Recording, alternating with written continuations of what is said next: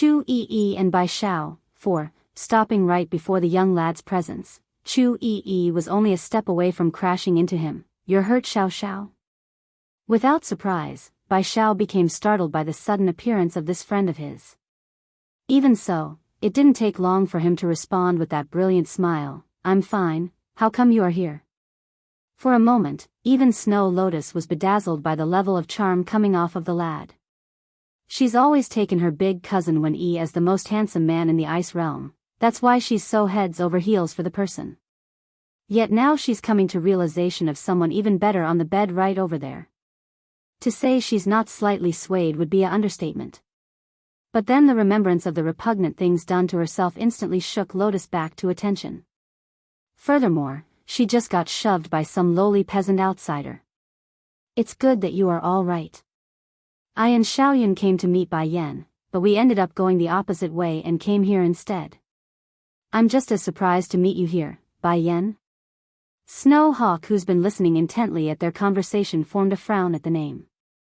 Why is the name so familiar?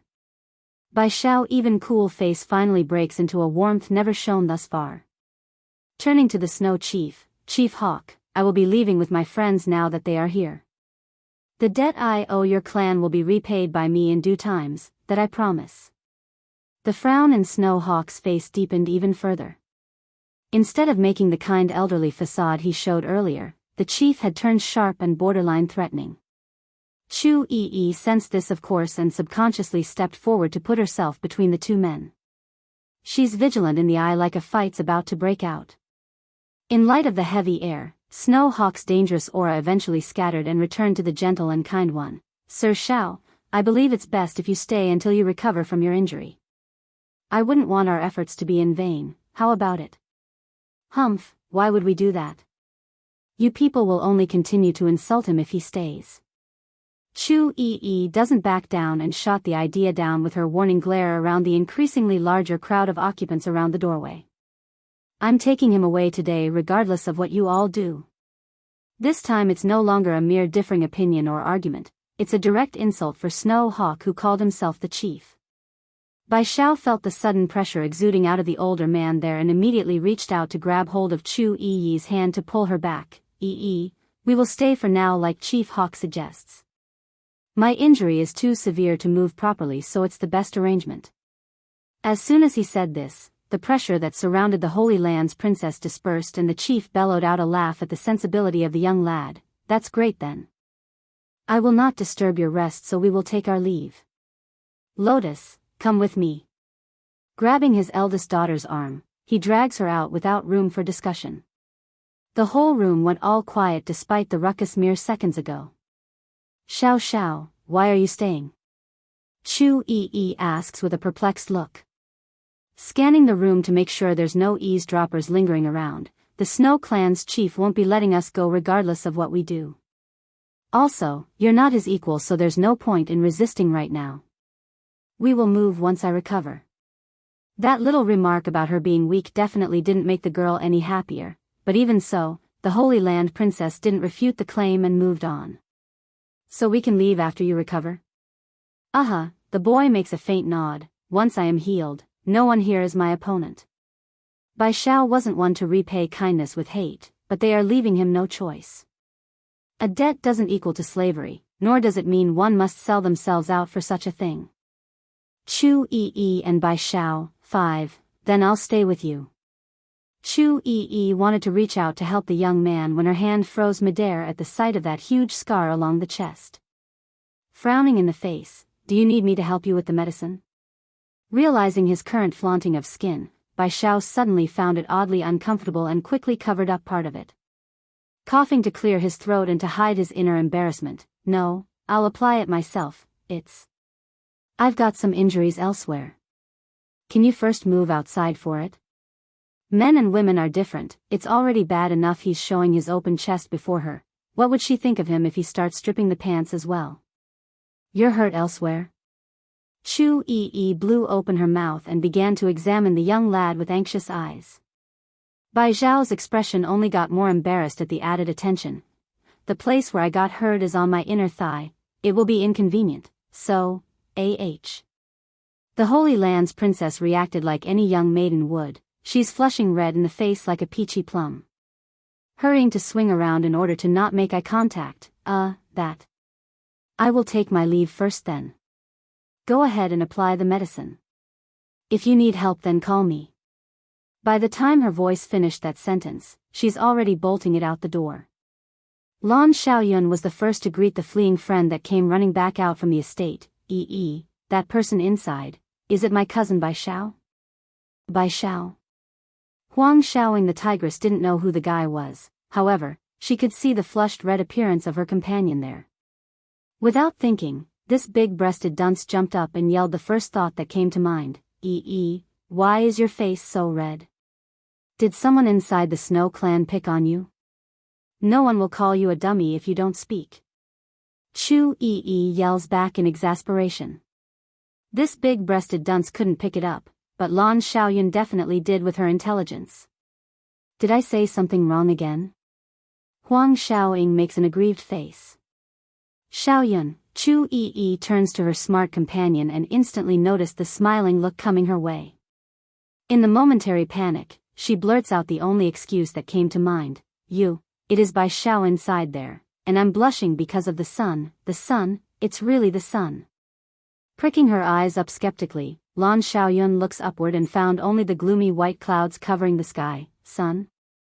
Where is the sun? Chu Yi's flushed face nearly exploded due to the blood rushing up to the head. She's known as the little demon witch of the Holy Land. When has she ever been so weak and helpless? It's shameful, but the girl had to admit she's inferior to even the tigress here who they took as a dunce. At least Huang Xiaoying had the courage to pursue love despite everyone's opinion. Do you like my cousin Bai Xiao? Lan Xiaoyun figured it's best to be direct. Pursing her lips into a thin line, Chu stared at the ground for a long while before looking to for answering. I like Bai Xiao. I've liked him since the day I saw him standing outside the burning Bai house. Chu and Bai Xiao, 6. Bai Yan wasn't the biological daughter of the Bai family, thus making it rather irrelevant even if she did destroy that household. However, Bai Zhao was different and remains truly born of that family, despite all the woes about their misdeeds. Towards someone that would go so far to stand with his sister, how could Chu not fall heads over heels for him? If, said Lan Xiaoyun with a smile, Bai Yan finds out you're going to be her sister-in-law, she'll be very happy. Cousin Bai Yan have always liked you a lot. Chu stared at the girl like cat having its tail stepped on. Who said I'm going to be her sister-in-law? Bai Xiao, he still hasn't accepted me, and he doesn't even know I favor him yet. Then you can tell him, you silly. Why wouldn't you tell him? But what would you do if Xiao Xiao rejected you? Lan Xiaoyun suddenly got very serious with that question. Chu suddenly fell into a daze like her soul got shattered into tatters with that possibility. That's right. What if he turns me down? What then? Will he think of me being shameless if I refuse to let go? Will he think I'm one of those females? Would he hate me in the end? The more she thought, the more anxious this Holy Land princess became. Or I can hide it from him for now. It's fine to keep things as is like before. Rather than being rejected, she much prefers to keep things at a stalemate level of friends. Lan Xiaoyun understood the woes of her friend there, of course. Raising a hand to pat that shoulder, that's your choice, and maybe then you can watch him marry and have children as well.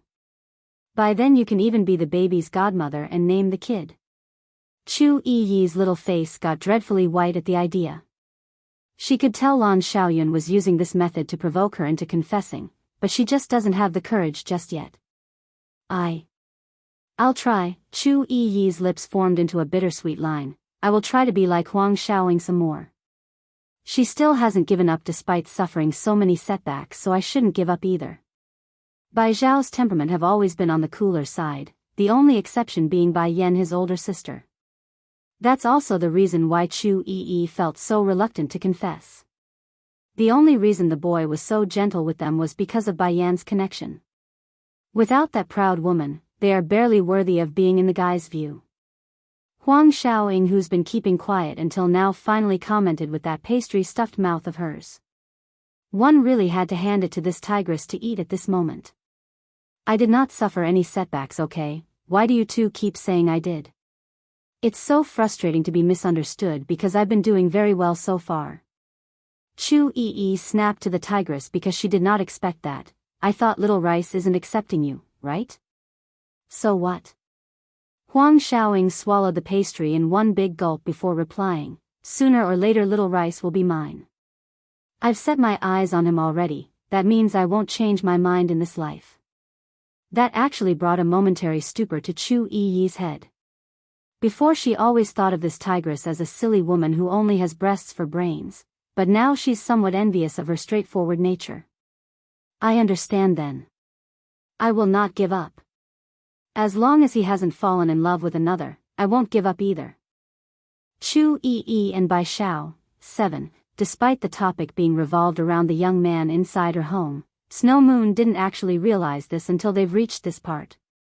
Stunned in the eyes, Sister Yi, are you saying that Bai Xiao inside is the one you like? You can say that. Chu Yi rubs her chin before narrowing those eyes in against the young girl, but you mustn't tell him this, otherwise. I won't let Huang Xiaoying help you anymore. I see, don't worry, I won't tell anyone, especially Sir Xiao. Snow Moon didn't get frightened by the warning tone, rather got all cherry and made a zipping gesture around the lips to emphasize her will to keep quiet. Chu Yi had already liked this lovely lass from the start and only stayed distant due to that rude older sister. Now that she's able to meet her crush as well thanks to this chance meeting, her tone naturally returned to a softer one instead of the displeased version from earlier. You are a good child. Can you tell me what's the deal with your family clan? Why is your father forcing him to become your older sister's husband? Snow Moon puckers her lip into a frown at the mention. My family has a Millennium Ice Lotus in our possession before and it took your friend Sir Xiao as its host by coincidence. Father believes he will become a great individual in the future because of that reasoning, hence his insistence on the marriage arrangement. But my sister Lotus, she has someone else she likes already. A Millennium Ice Lotus? What is that? How come I never heard of that before? Chu Yi rubs her chin at the odd name. Oh right, the one my older sister like is my big cousin Wen Yi. But I never did like that guy since I was young. I find him far too fake with that pretentious face of his. Are they really cousins? Chu Yi stares in surprise. I heard close relatives becoming a couple will have a higher chance of producing defective children. At that moment all three eyes fell 33 upon her. Who told you such nonsense? How come I never heard of such a thing? Lan Xiaoyun cuts in with her skeptical voice. I agree, I've never heard of these things either, so it mustn't be true. Huang Xiaoying also nodded in agreement. Her tiger clan has plenty of their members partnering with close relatives. If it spread that their offspring are defective for this reasoning, then it would be a scandal. It's Bai Yan who told me this. Chu Yi blandly answers, her voice deadpan and flat. Without surprise, that causes Lan Xiaoyun to loosen her frowning face. If it's my cousin who said it, then it must be true. Ms. Moon, you should tell your older sister this, otherwise their children will become defective in some way when born. I agree. Huang Xiaoying nods her head proudly for some reason. Out of consideration for your love for the three-striped tiger, I suggest you stay away from that cousin of yours lest he gets funny ideas about you afterwards. I will also tell my father to mandate distancing of close relatives in marriage arrangements.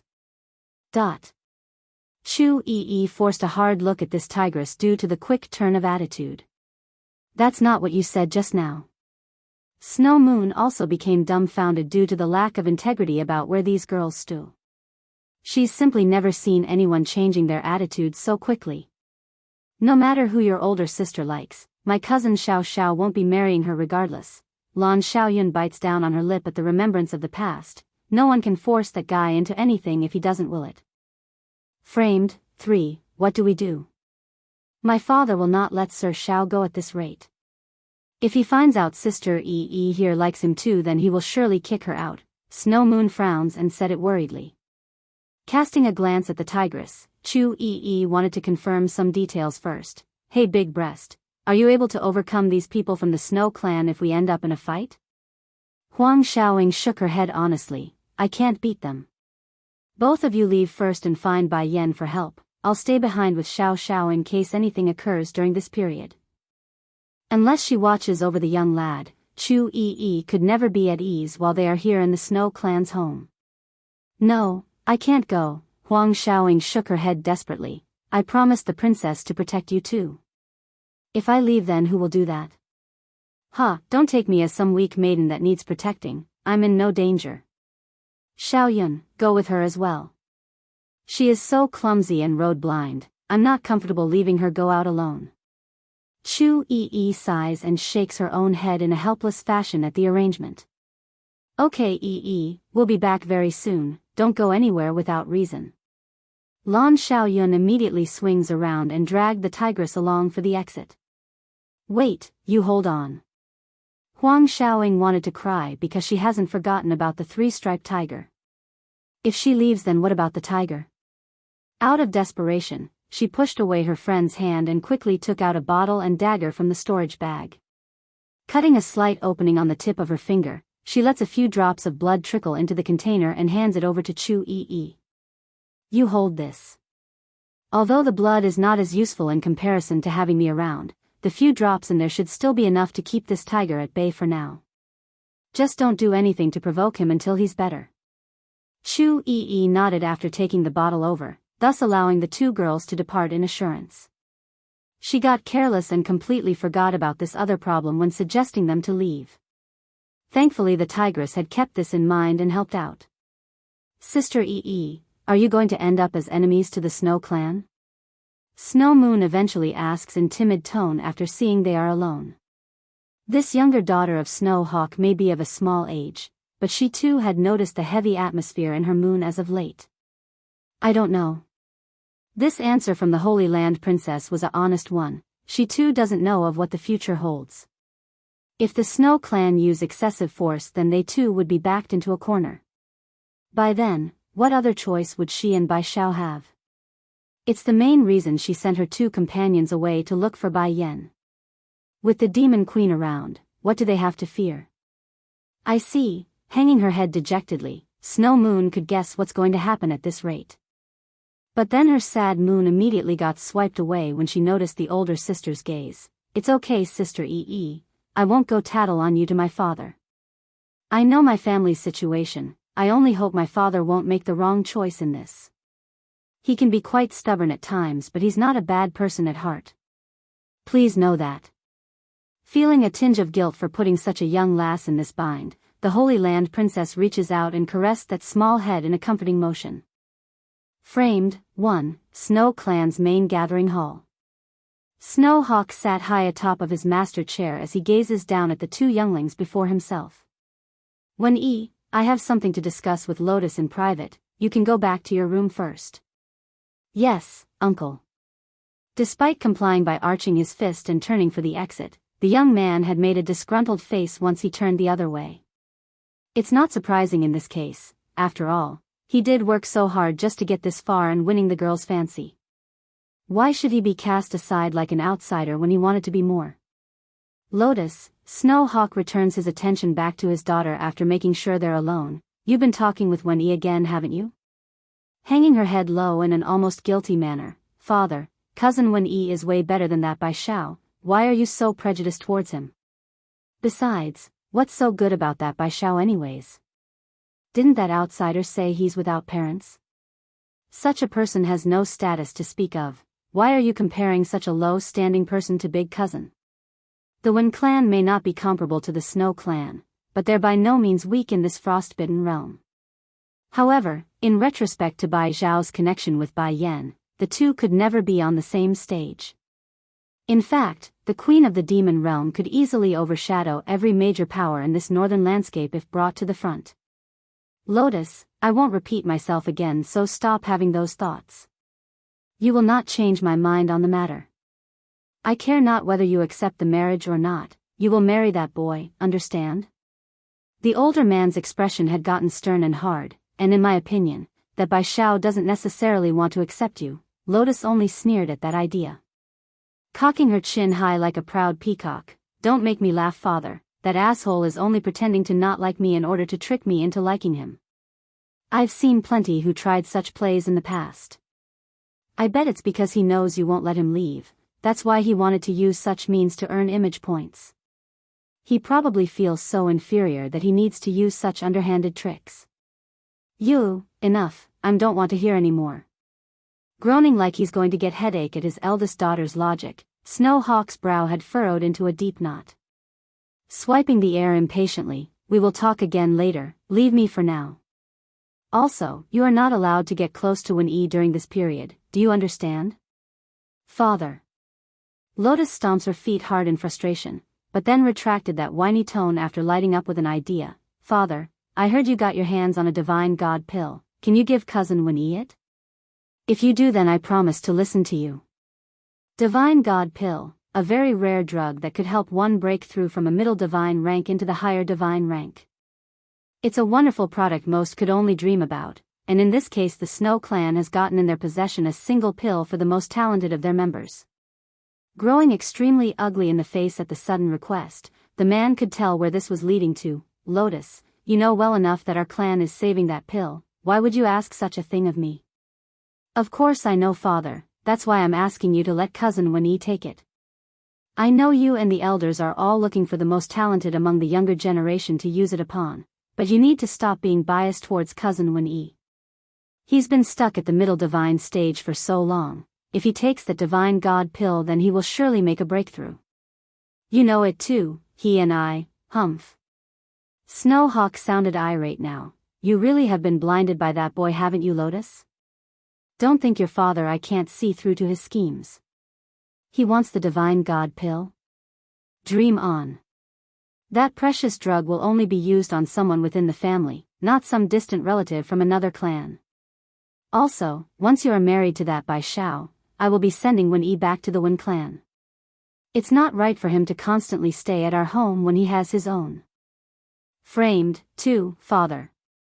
Snow Lotus exclaims, her eyes teary and wanting to argue some more. However, the indifferent gaze coming from her old man told the distressed lady all she needed to know and how fruitless it would be. Without any extra hesitation, she turns and stepped out of the hall with a strong level of unstableness. Father can't fool me, he only wants to keep the divine god pill because of that annoying Moon, little sister. Just because Moon's talent is superior to mine that they are willing to be so unfair to me? I can't let this go on. Cousin Wen-Yi have already been wronged, I must get him the pill at all cost. Gradually, Snow Lotus's figure had straightened out with a firm steadiness in her strides. Father, don't blame me, it's you who forced me. She mutters while giving a casting glance at the hall behind herself.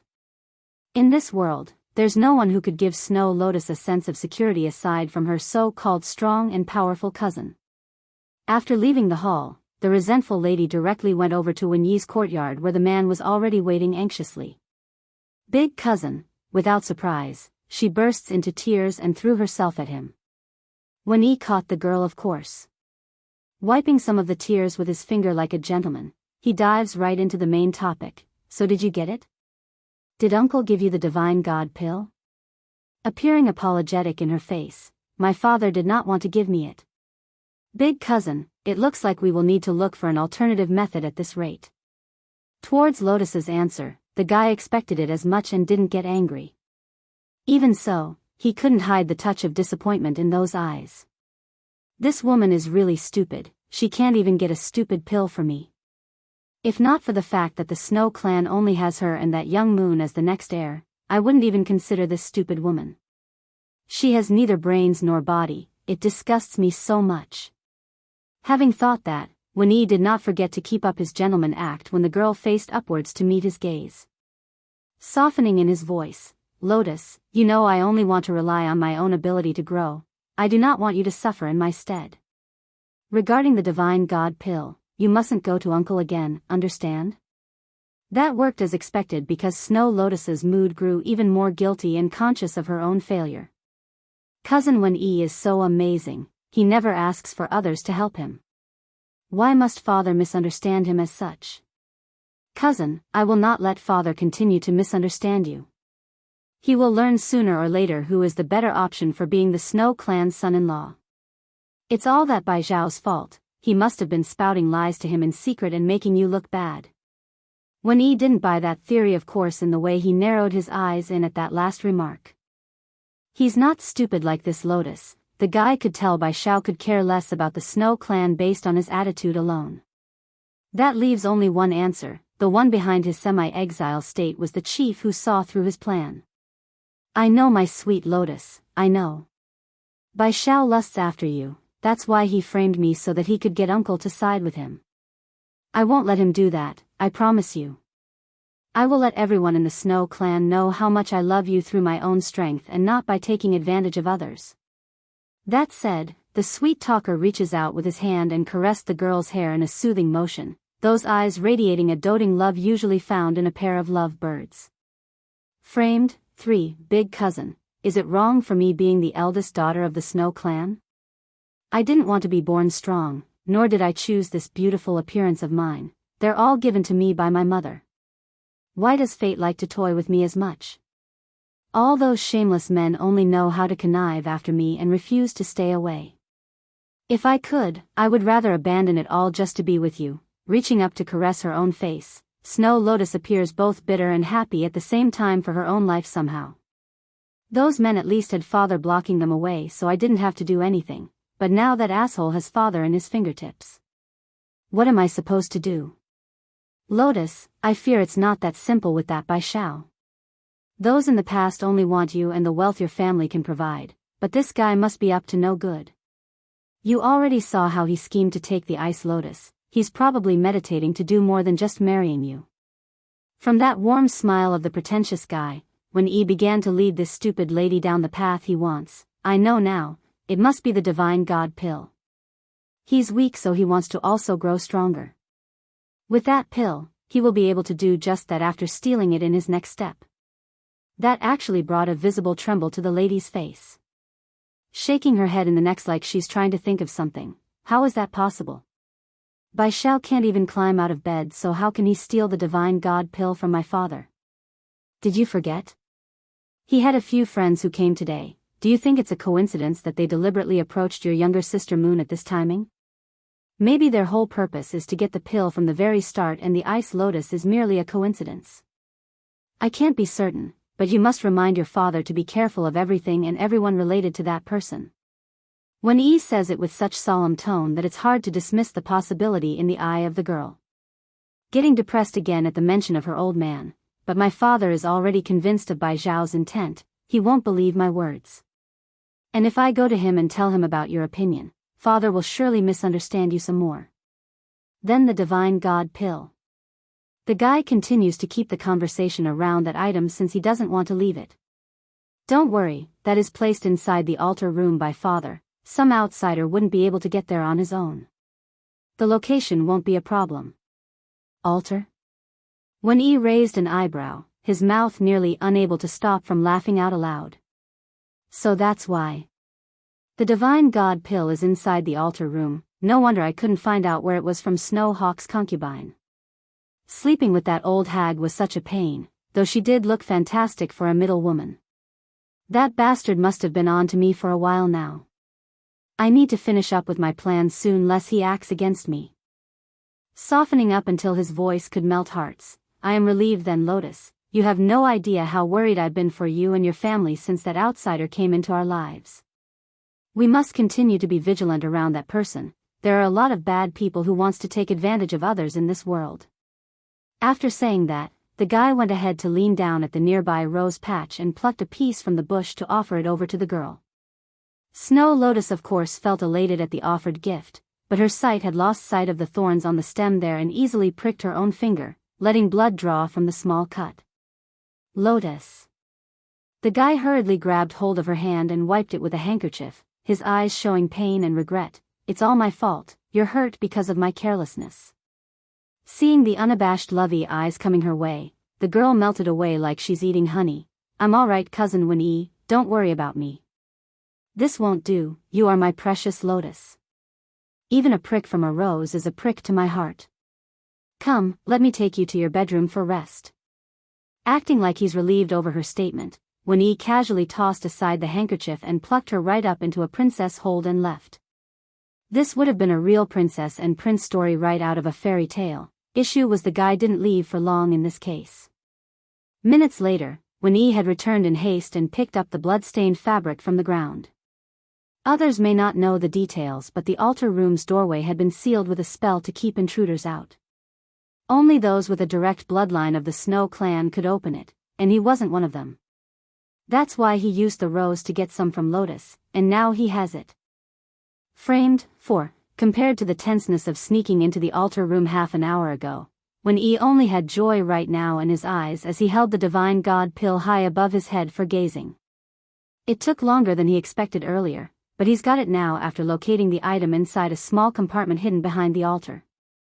With this I will finally break into the high divine stage, and at that point no one can order me around anymore. Humph, I can also ditch that stupid woman and get a real one.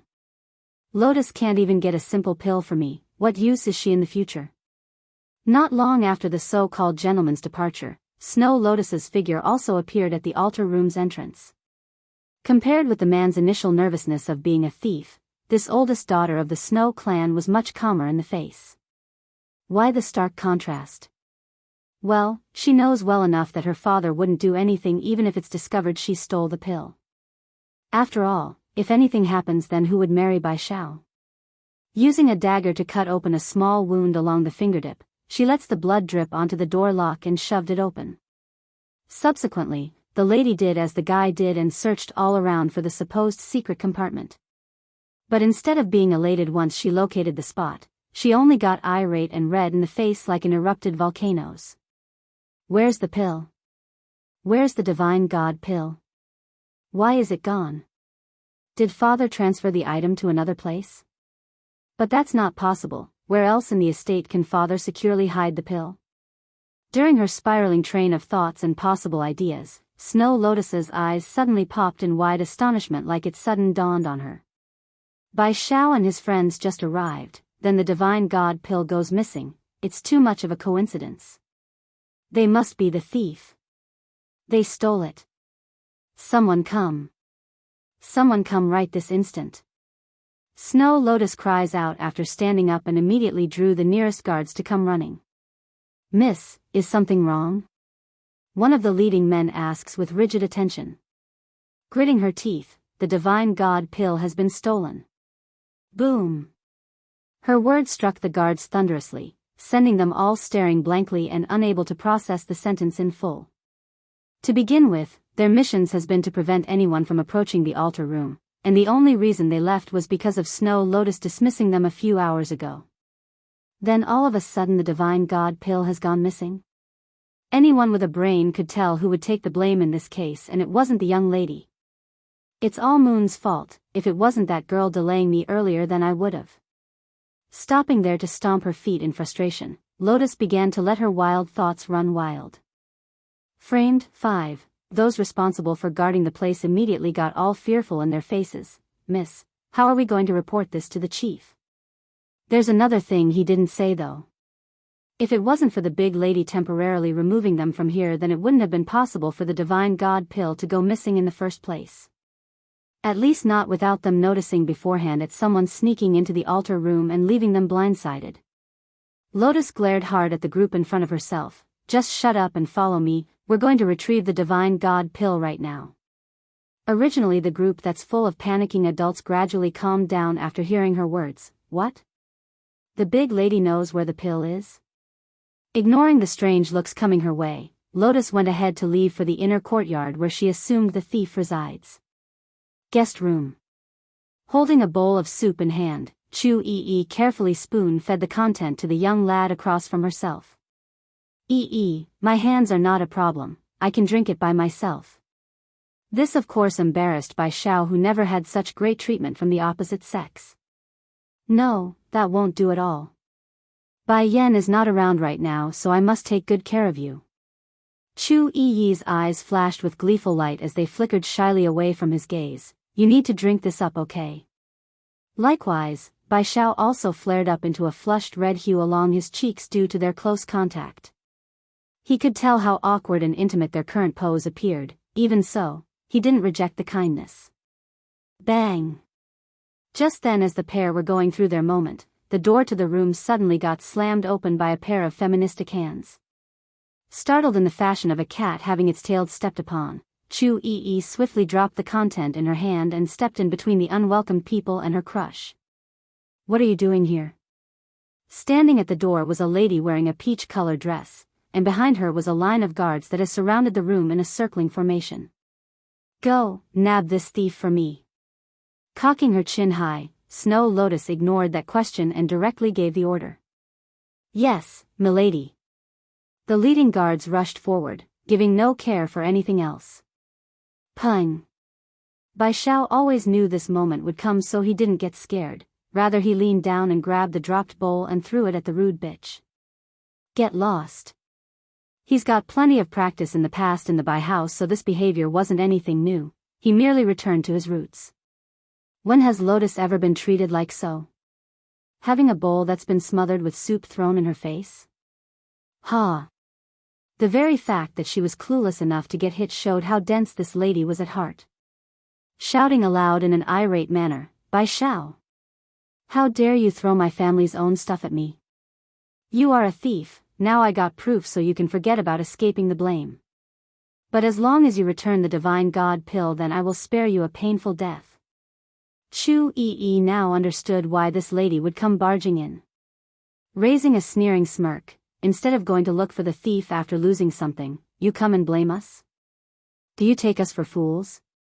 "You," Snow Lotus glared at the Holy Land princess, "nothing happened until you came into my home. Who else could have done the theft then, huh? I bet it's you who did the thieving." Puffing up her chest to taunt the other rude girl, Chu Yi never cowers before a challenge, especially when she's being called a thief when she never did it. "I, Chu Yi, will never deny doing something if it's done by my own hands. Don't go accusing me of just anything. Although I don't know what that whatever divine god pill can do, but if it's an alchemic product, then I can get some at any time I want. Why should I go steal it from your household?" Framed 6. Bai Yan's an alchemist, and with her ability and knowledge of ancient formulas, Chu Yi was certain she could get any Dan pill without problem. In that case, why would she need to steal some from another person? Don't assume that Bai Yan disliked the Holy Land princess by the way she speaks to her or the way the mother lectures the steam bun to stay away from the troublesome lass. They're in fact very close and would do anything for this temperamental follower. You really know how to lie. Who would dare say they can get a divine god pill with ease? Despite my family being the most powerful in this land, we too could only get one of those, and yet you dare say you can get a bunch? Show me proof then, humph. Come on, bring out a bunch to show me. Chu Yi actually became stumped for a second. "I don't have any on me right now, but Bai Yan is an alchemist, so she will know how to refine some. If I go and ask her, then she will give me plenty, so why would I need to take yours?" Ha! Snow Lotus cracks a sneering laugh like she's exposed the other side. "That proves my point. You know a alchemist? Don't make me laugh. I'm giving you one last chance. Hand over the divine god pill that you stole and I will spare you a painful death." That does it for Chu Yi. Squinting her eyes into a narrow slit, the princess forms a smirk and beckons the other girl to come forward with a finger. "Come over. If you do, then I'll return the whatever pill to you." "That's more like it." Snow Lotus snorted, her chin held high as she slowly marched over. "Now where's the Dan pill?" Since the place belonged to the Snow clan, none of the guards or the lady suspected trickery. But as she got closer, Chu Yi suddenly raised her leg and directly kicked into the lady's stomach and sent her flying backwards. To begin with, Snow Lotus's talent has never been high. Coupling in with the years of love talk and unwillingness to train, she naturally fell heads over heels due to the lack of defense. She could barely breathe due to the stanching pain in the abdomen. Then, to make matters worse, Chu Yi took this opportunity while everyone was still in a daze to rush forward and stomp down at the gasping girl's back. "You think your madam here will just put up with your nonsense and accusations, right? I've been putting up with your attitude long enough. When have I ever suffered such attitudes from anyone?" Chu Yi has devolved back into her old violent self in this case. She's never been one to take anything, attitude or indignation. Now that she's been pushed over the edge, things won't end smoothly regardless of who comes. Bai Xiao watched on as her friend there delivered a good whop-ass kicking. He actually found this side of the Holy Land princess quite likable based upon the way he's smiling. However, being happy was one thing. The guy didn't get so lost in the moment that he would miss out on the guards who were throwing themselves at Chu Yi by this point. Rushing over to his companion as well, "Stop. Whoever comes closer, then I will destroy the Millennium Ice Lotus inside my body. Afterwards no one will get their hands on the flower," he warns with ice in his voice. Sure enough, the guards who came with Lotus halted in their steps. They know well enough the only reason Snow Hawk, the current chief, wanted this young lad into their kin was because of the Ice Lotus and the promise it holds.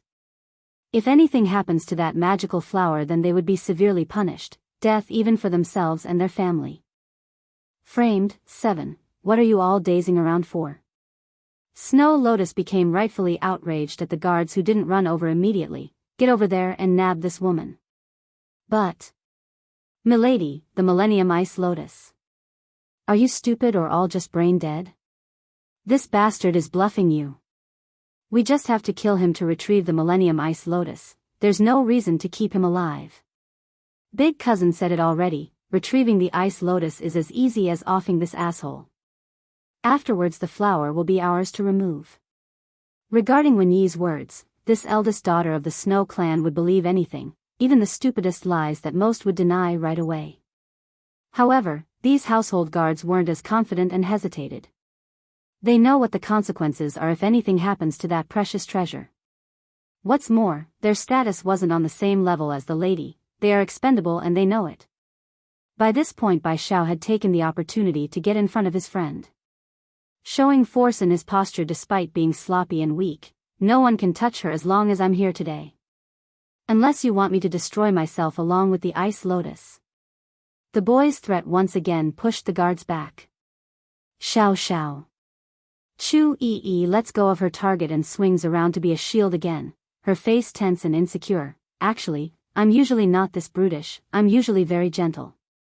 She got careless and revealed that temperament born from the protection of the Holy Land.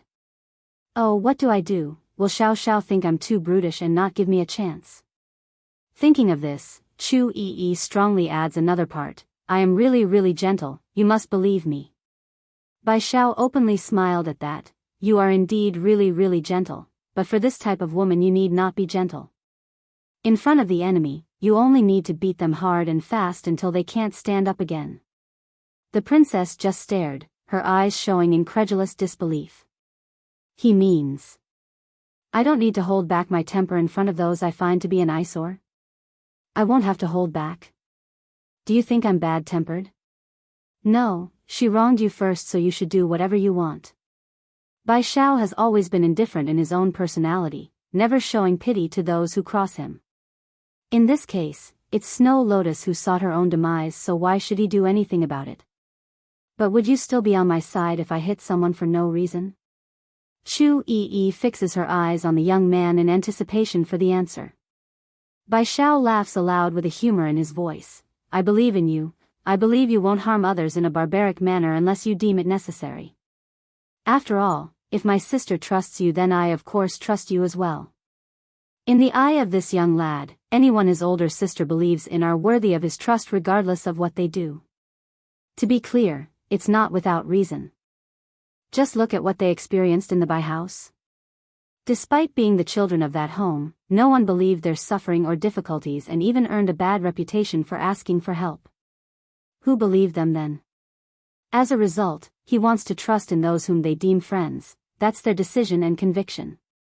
Chu Yi smiled brilliantly at the pass. "Should I thank Bai Yan later? I didn't even do anything and already left such a good impression on Xiao Xiao." "You too." Snow Lotus pulls herself up and glared her eyes out resentfully at the pair. "You stole my family's treasure and still dare to hit me? I'm going to tell my father and hang both of you for me to hit." Framed 8. Chu Yi furrows up her brow. "I told you I didn't steal it. What don't you understand? You really think your Snow clan is all that? My own household may not be comparable to yours, but I have Bai Yan on my side, so screw off with your accusations." Within the human world, the Holy Land stands at the peak with unmatched fighting force. However, that doesn't mean anything when matched against the various clans in the celestial realm. I care not who you have backing you, no power is above the Snow clan aside from the celestial palace. Now you dare insult my house? Snow Lotus angrily lashes out and points her fingers at the other girl. What are you all dazing around for still? Hurry and go tackle her so I can get the divine god pill back. The faces of the guards here had all turned green at that repeated order. Their faces showed how troubled they are and the fear circulating within their veins. What's going on? It's then at this moment in the height of the confrontation, a low and mature voice cuts in from the rear. Snow Lotus became shocked by the sound, but that surprise quickly turned to nervous tension once she met Snow Hawk's iron-hard gaze. Timid and small in her voice, "Father, these people stole the divine god pill, that's why I came to get it back. You don't know, but this asshole's friend here insulted me. You must punish them for me."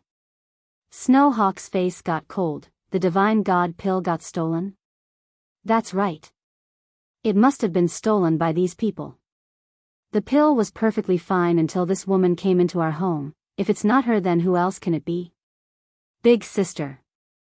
Snow Moon, who had followed her father into the room, stomps her feet in frustration. You can't spout things like that. Sister EE is not that kind of person. Oh.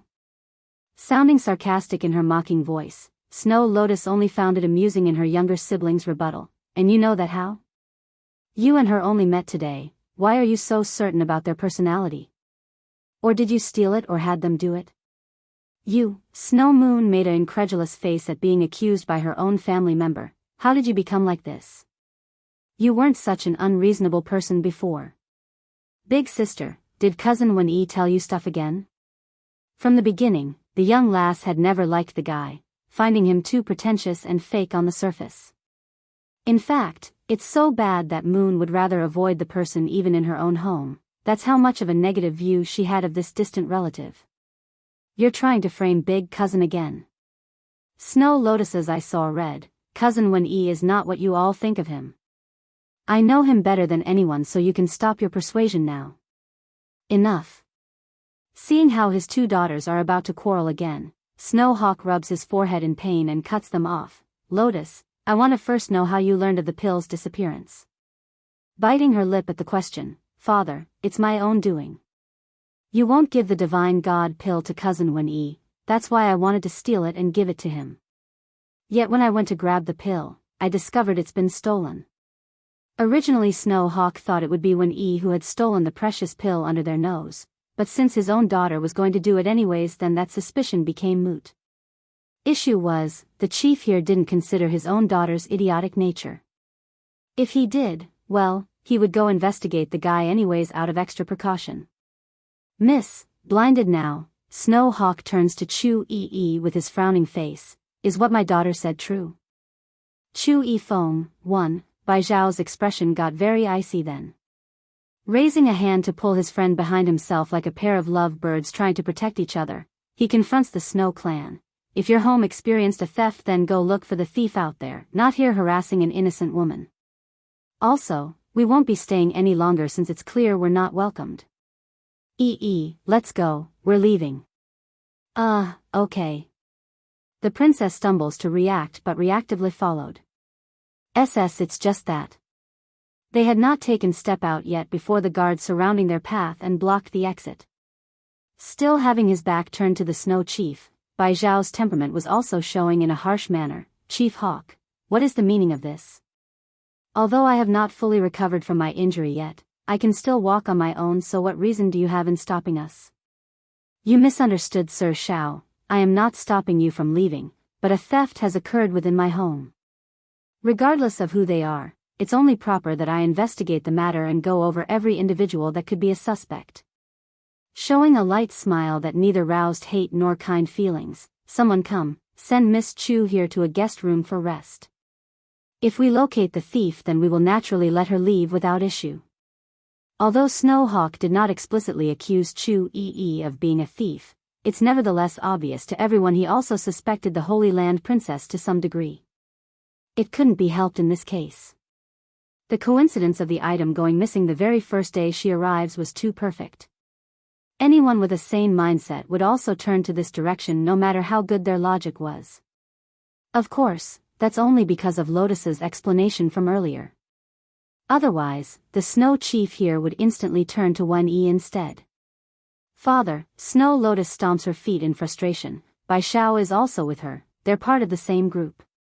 I believe we should tie them up and send them to the punishment hall for disposal instead. Annoyed now after having his order questioned, you be quiet. Regardless of who stole the divine god pill, you will marry him, so stop trying to wiggle your way out.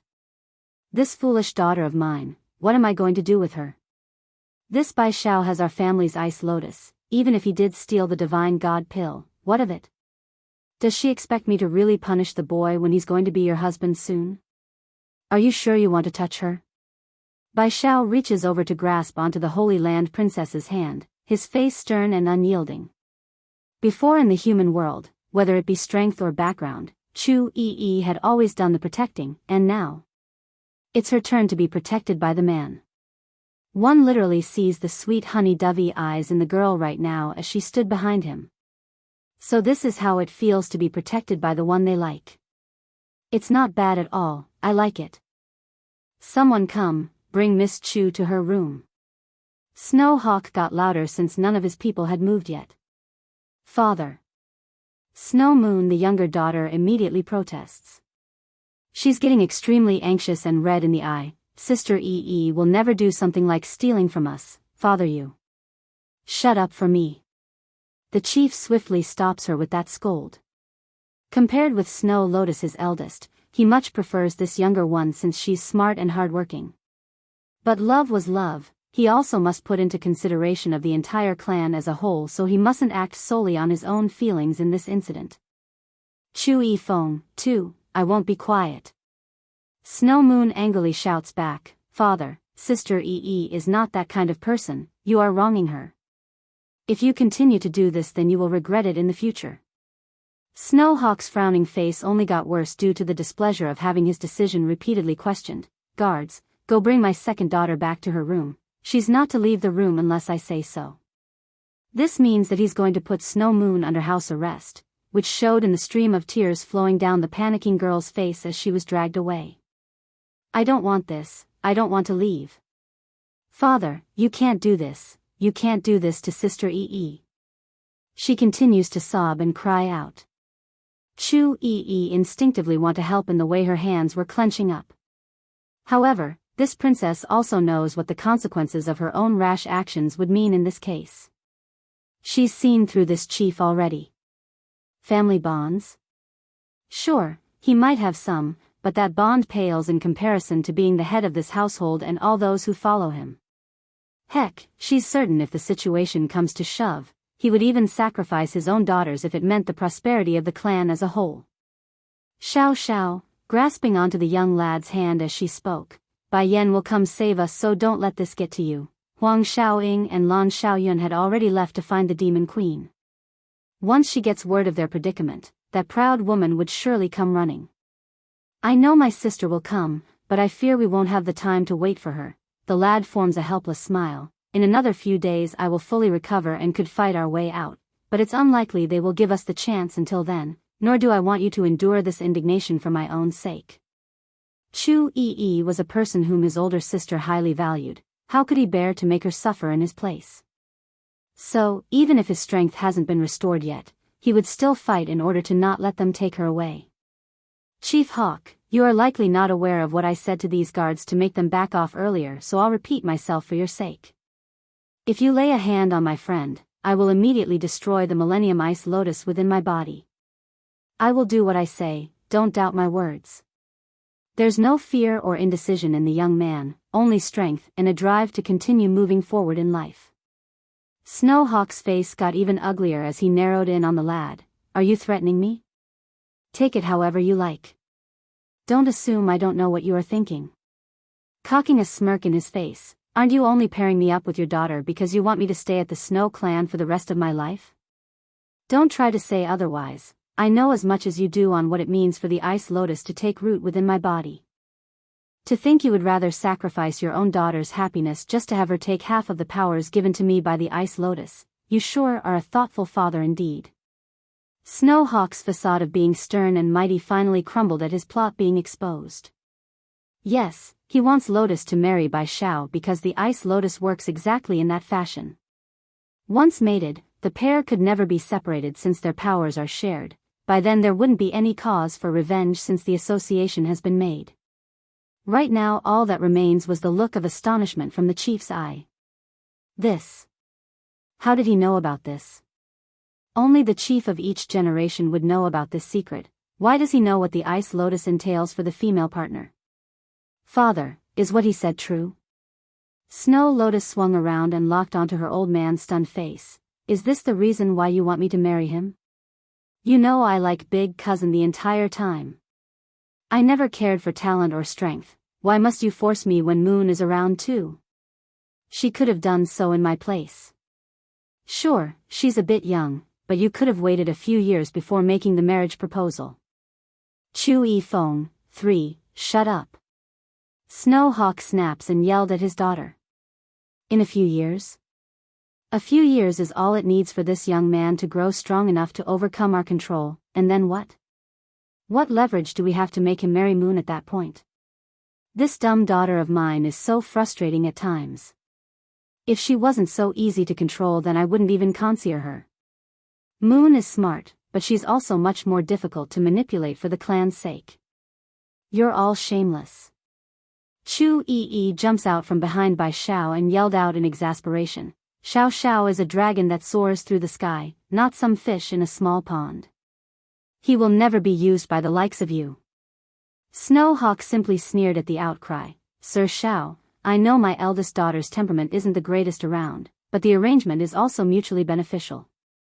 My Snow clan may not be the strongest in the celestial realm, but it's still a first-rate power. Aside from the celestial palace itself, there are no other forces out there that could make us fear them. As long as you become my son-in-law, power and wealth will easily be within your reach. Why go out on your own when you can easily obtain a lifetime's worth of wealth in mere moments? Bai Xiao chuckled at that temptation, and if I don't agree? No, I do not believe you will disagree. Snowhawk appeared so confident in the way he spoke that it's hard to disagree. I admit, I care a lot for the Ice Lotus, mainly because it's our clan's treasure for generations and a vital part of our strength. If you must insist on leaving us and taking the Ice Lotus away, then I'm sorry, but I would rather it be destroyed than to fall into an outsider's hand. You cannot blame me for wanting to secure what's ours to begin with, can you? Unfazed by the open threat there, I cannot blame you for that, I agree. However, one point in your argument is incorrect. The Ice Lotus, it's mine to begin with. I'm the original owner. Please don't make me laugh with that joke, Sir Xiao. Everyone knows the Ice Lotus has been in my family for centuries already. How can it be yours? Honestly, this is the first time I've ever heard of such a shameless claim. Chuckling coldly now that things have come this far, guards, secure both my daughter and him. Lotus must marry him tonight. As long as they finish doing their thing tonight in bed, then everything is sealed. Father. Out of panic, Snow Lotus subconsciously took a few steps back because she never expected the situation to turn out this way. She only wanted to get the divine god pill back, not be forced to have sex tonight. Moreover, how can father believe this asshole is more talented than Big Cousin? If they swapped position, then Big Cousin's achievement would surely exceed this guy's. Bai Xiao lowers his gaze. I will stop them from touching you. Leave first while I keep them busy. Once you find my sister, then return. Don't worry, I will be all right. Shaking her head after hearing that, I don't know where Bai Yan is. Regardless, Xiaoyun have already left to find her. You still have injuries on you. I can't just leave you behind. If only Di Xiaoyun was here, then she could probably overcome everyone here with her strength. She will certainly have a way to deal with these bastards. Leave? Snowhawk huffs a grunt and stepped forward. Neither of you can leave. In this snow realm, my people are everywhere. Don't think about escaping. Swish. Drawing their swords, the guards quickly surrounded the pair at the center. Bai Xiao didn't hesitate in the slightest. He may be weaker right now, but he's not powerless. Drawing his own sword, the young man pounced at the men that's swinging their blades. If it was in the past then he could easily pummel these people, including the chief here, but he's far too injured from the last battle. Exactly then. Chu E Fong, 4, Grar.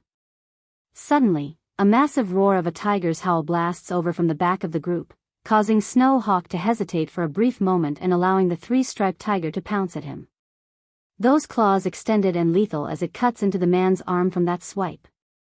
Chu E, are both of you alright? Huang Xiaoying jumps off the three-striped tiger's back and hurried over to examine her companion. Ho, how come you are back? Where's Xiaoyun? Where's Bai Yan? The Holy Land princess urgently asks after seeing it's only the tiger and girl who had come. I felt uneasy not long after we departed, so I came back with Tigerly. My instincts have always been good, so I didn't want to risk it.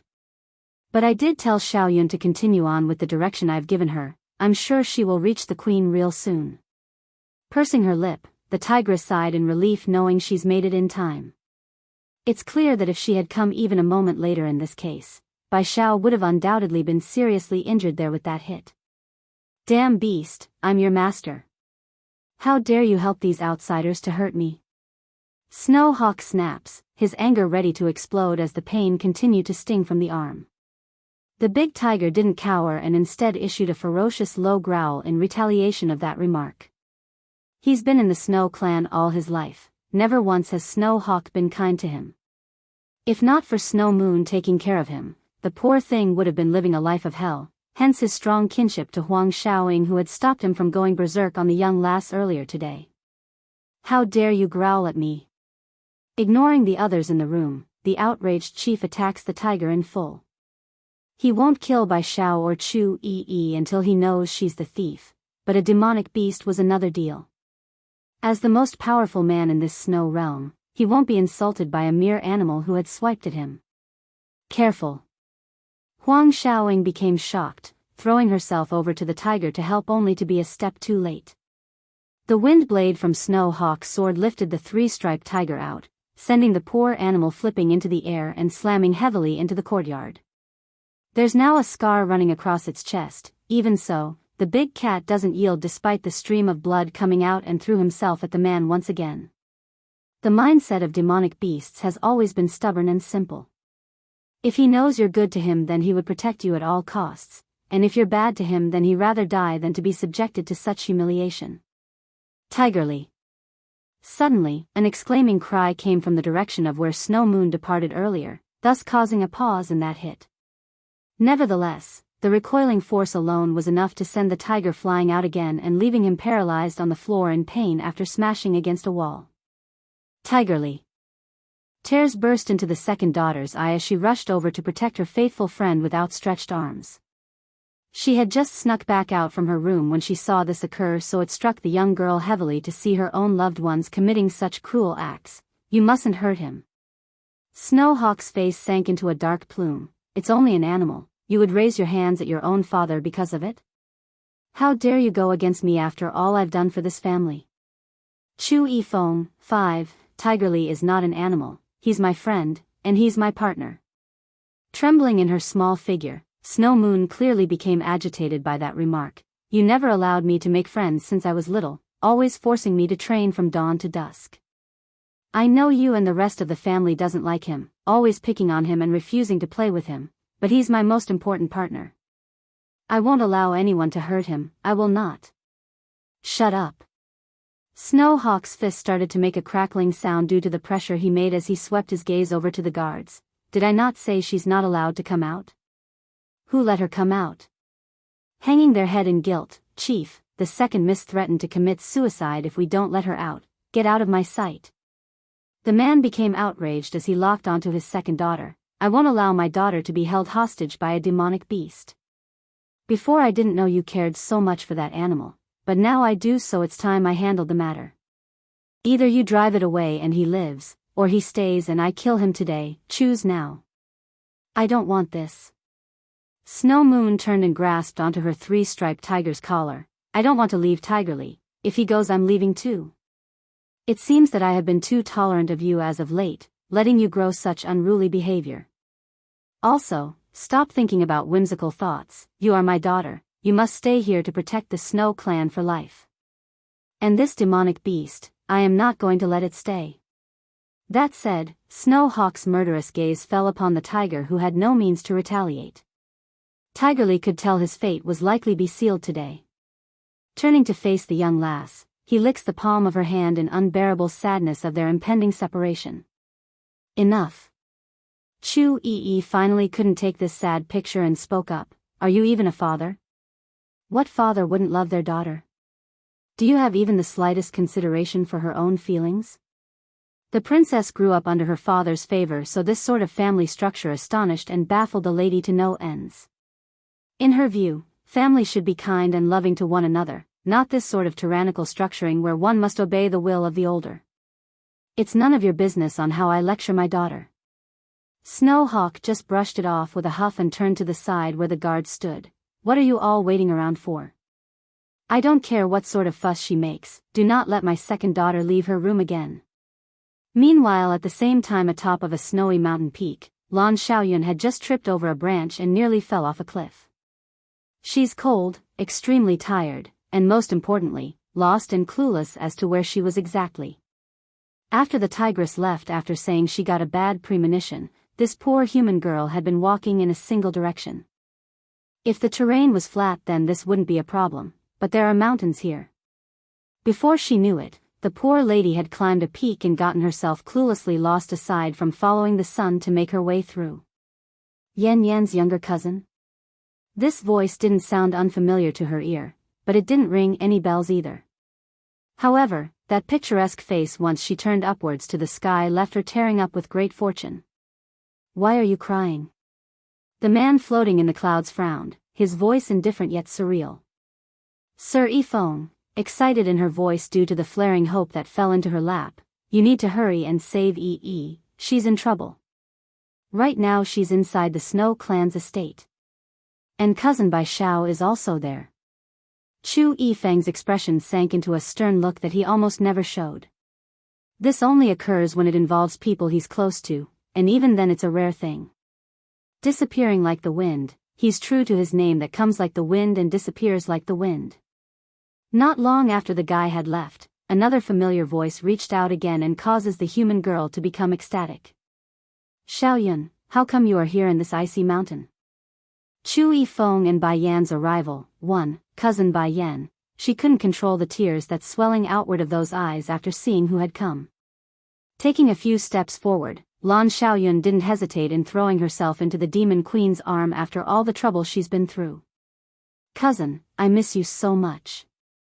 You have to go save Bai Xiao, he is being held against his will." Instantly, from that perplexed face of finding her relative in this frostbitten land, Bai Yan's expression had turned grimly dark.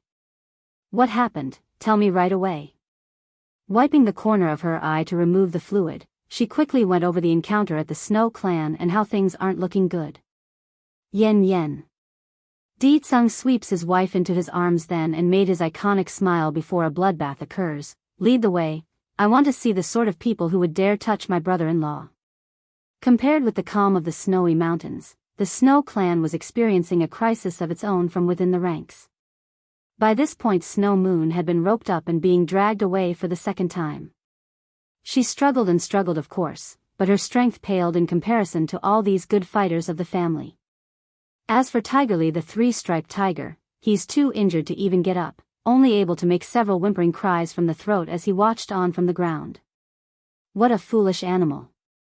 Snow Hawk snorted at the fruitless struggle before shifting his attention back to the reason he's here. Bai Xiao acted in accordance with this by pulling Huang Xiaoying and Chu Yi behind himself. He's ready to fight despite his weakened state. "Chief Hawk, you are certain about not letting us go today? Know that I will never marry your daughter even if I stay." The young man's cold, heartless words were like swords stabbing into Snow Lotus's heart. If at first the eldest daughter only believed Bai Xiao was trying to win her over by playing hard to get, then now she's certain he truly despises herself. She's dumb, not stupid. She could at least read the situation when things have evolved to this point. "Father, just let him go if he doesn't want to marry me. I already have someone I like, a far better one. It's simply baffling to me how he can be so high and mighty despite being so powerless." Guards, take my eldest away as well and summon the matchmaker. I want Lotus changed into her wedding gown for tonight. Snowhawk doesn't even bother responding to her oldest daughter and instead began ordering the rest of the guards to move. As for Sir Shao here, get him the wedding garb from the storage. If he resists, lock his 2 female friends away. I like to see him resist then. Lotus's complexion got dreadfully white then, but as she gnawed on her own tongue in frustration, the girls suddenly got another idea in mind. I need to find a way to escape tonight. I will never have sex with that asshole. Even if I marry, I will only marry Big Cousin. The 2 of you leave now. Bai Zhao's eyes grew grim as he lashed at the nearest guard with a punch. Grabbing both girls by the waist, he forcefully tossed them into the sky. This was the only opening he could see with the divided attention from the Snow Chief, so he took it.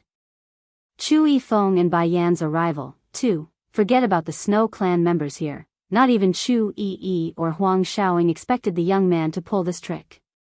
Staring at him, the Holy Land princess reactively wanted to reach out and grab his arms to only slip those dainty fingers across that shoulder sleeve in the last moment. Catch them. Snowhawk glowered as he ordered the men to move it. Ignoring the fact that Chu Yi might be the thief here, the mere fact that the only weakness of the young lad was these 2 ladies was enough to make Chief Hawk capture them. By using the 2 as hostage, he could easily manipulate the guy into sleeping with his daughter afterwards. If you want to catch them, then you better step over my dead body. Bai Shao blocked the pursuers with his figure, that sword in his hand pointing at whoever attempted to draw closer. Unfortunately, the young guy never did fully heal from his injuries. When he moved, so did Snowhawk, who locked onto him. Following a palm strike to his chest, the guy stumbles backwards and spewed blood from the mouth. Bai Shao, is she your lover and the way you protect her? Snowhawk casually comments, her strength is so mediocre, likely not from any noble house or clan. Why are you so insistent on being with such a mundane female when my Snow Clan far exceeds her worth? A frown naturally formed on the young man's face at the misunderstanding, but he's not going to correct the chief either. Huffing a grunt, he continues to keep a wary pose. And my relationship is none of your business. Also, I will never be forced into any form of marriage. No one can dictate my future. Bang! Striking out once again with his palm after that retort, Snowhawk knew his words wouldn't do anything, so he intends to use force to do the talking. Yet despite increasing his power in that hit, the recoiling force only made the young man take 2 steps back before stopping. Naturally, blood leaked from the corner of Bai Zhao's mouth at his injury becoming more severe, but the stubborn pride in his eyes and face never relented. Don't look down on me. I may not be able to defeat you lot today, but don't think I will submit to your whims just because I'm losing. If you want to kill me, then go ahead. I will never sleep with your daughter. Snow Lotus was being dragged away when she overheard that shout. Like any young maiden, being disregarded to such a degree would undoubtedly make them flush with embarrassment. In the heat of the moment, this foolish girl actually broke free from the constraints of her 2 restrainers and ran up to the guy and slapped him across that handsome face. If it were in the past, then Lotus wouldn't even be able to get close to the boy, let alone slap him. But now, Bai Zhao's exhausted and suffering from a double injury. Just about anyone could come hit him as they pleased because merely standing there required most of his energy to support the feat. Get this, you asshole. It's me who don't want to marry you, not you not wanting to marry me. Who do you think you are?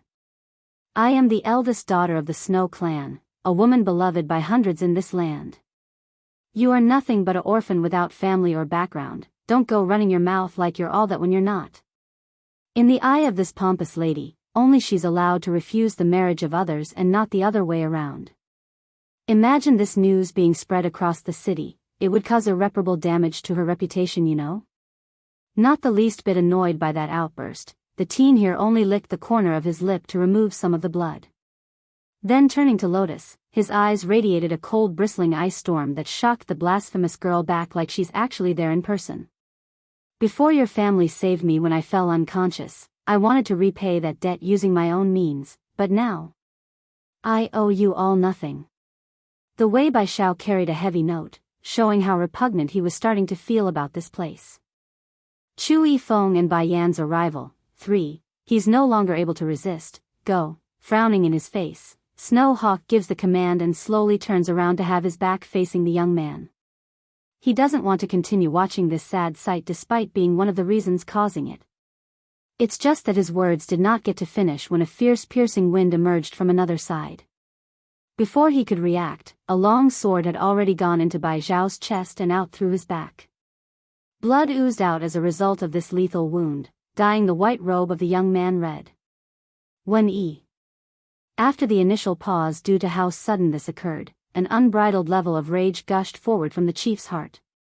With cracking fists and popping veins, he yelled, "What are you doing? Uncle, I heard this boy stole a Dan pill from the estate and dared to resist. Such a person will never be trustworthy. It's best we kill him now before he destroys us all when he's strong enough." That said, when the scum who was in fact the real thief here draws his sword out, leaving the wounded Bai Zhao to suffer a second injury as the blood rained out like a fountain. There's nothing but blur left in Bai Zhao's vision as he tumbled forward.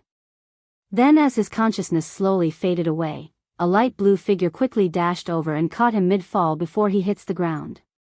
Didn't I tell you to go?" He weakly mutters upon recognizing that familiar face upon close contact.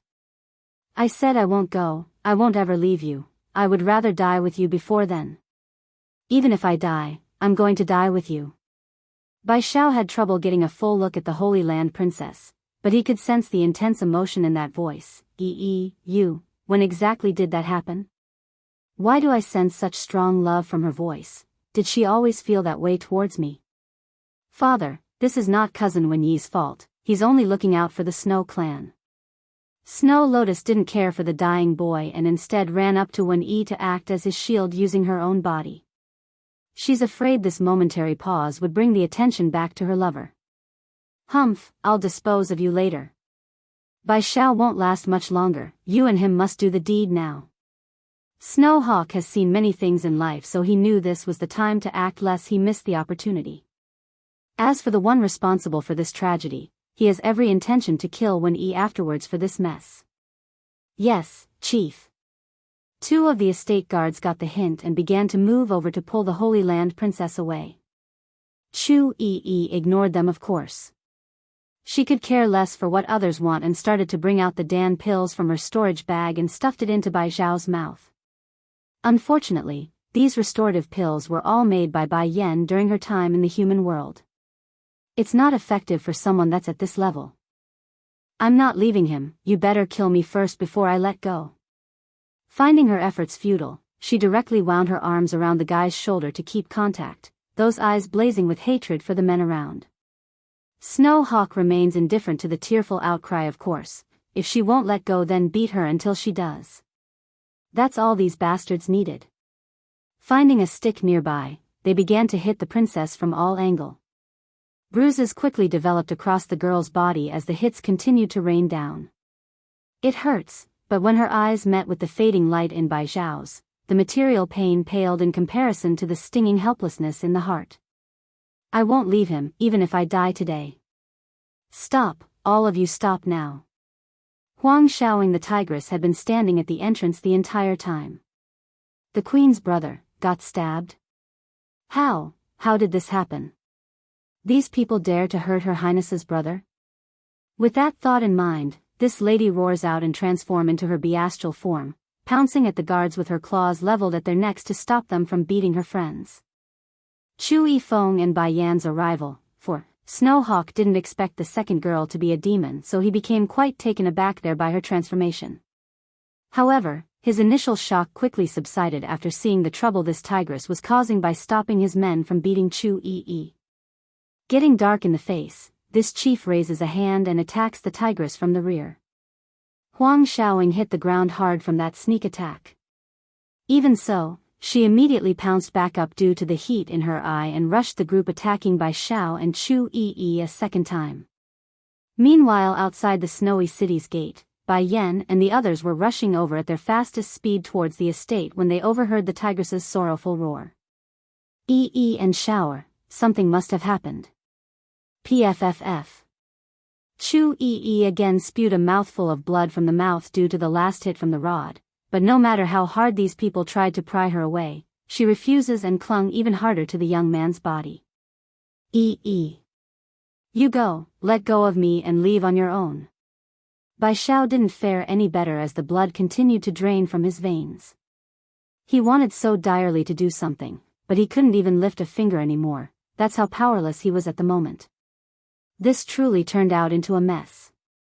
Damn it, if Bai Xiao doesn't sleep with Lotus soon, then all this trouble will all be for naught. Snowhawk never intended to kill anyone in this matter, but as the situation spiraled out of his control, it simply wound up like this. It didn't help either that Snow Lotus and Wen Yi was pushing the problem from the rear in their own way. Miss, I advise you to let go, otherwise I'll have to use a tougher approach. The chief attempts to salvage the last bit's sanity from all this with that persuasion. Chu Yi didn't care, only weakly muttering to the air, I'm not going to leave him. If he goes I go, if he dies I die. Xiaoying, I'm afraid I can't hold on anymore. If Bai Yan comes, help me tell her to bury me together with Xiao Xiao. That's my only request. I'm sorry, father. I'm sorry, brother. I can't be with you anymore. Gradually closing her eyes in acceptance, the past images of her friends and family flashes before the mind and brought a sad, pitiful smile along those lips. It's just a pity. I will never see them again. Suddenly, a familiar and gentle voice cuts through the noise in this courtyard, sending the Holy Land princess into a momentary trance like she's hearing illusions. But it quickly dawned on her, this was no dream. Shooting open her eyes, the girl looks up toward the source in where voice originated. White robe, raven black hair, a picturesque handsome face that she would recognize anywhere and anytime, Chu Yi knew she was saved. Throwing herself into those arms after the man landed, big brother, it hurts, she's the little witch of the Holy Land, when has she ever been beaten? Snowhawk had long noticed this new arrival before everyone else, but his body wouldn't allow him to move like he's been petrified. In fact, the aura coming off of Chu Yifeng was so strong that his heart started to panic and made him want to back off.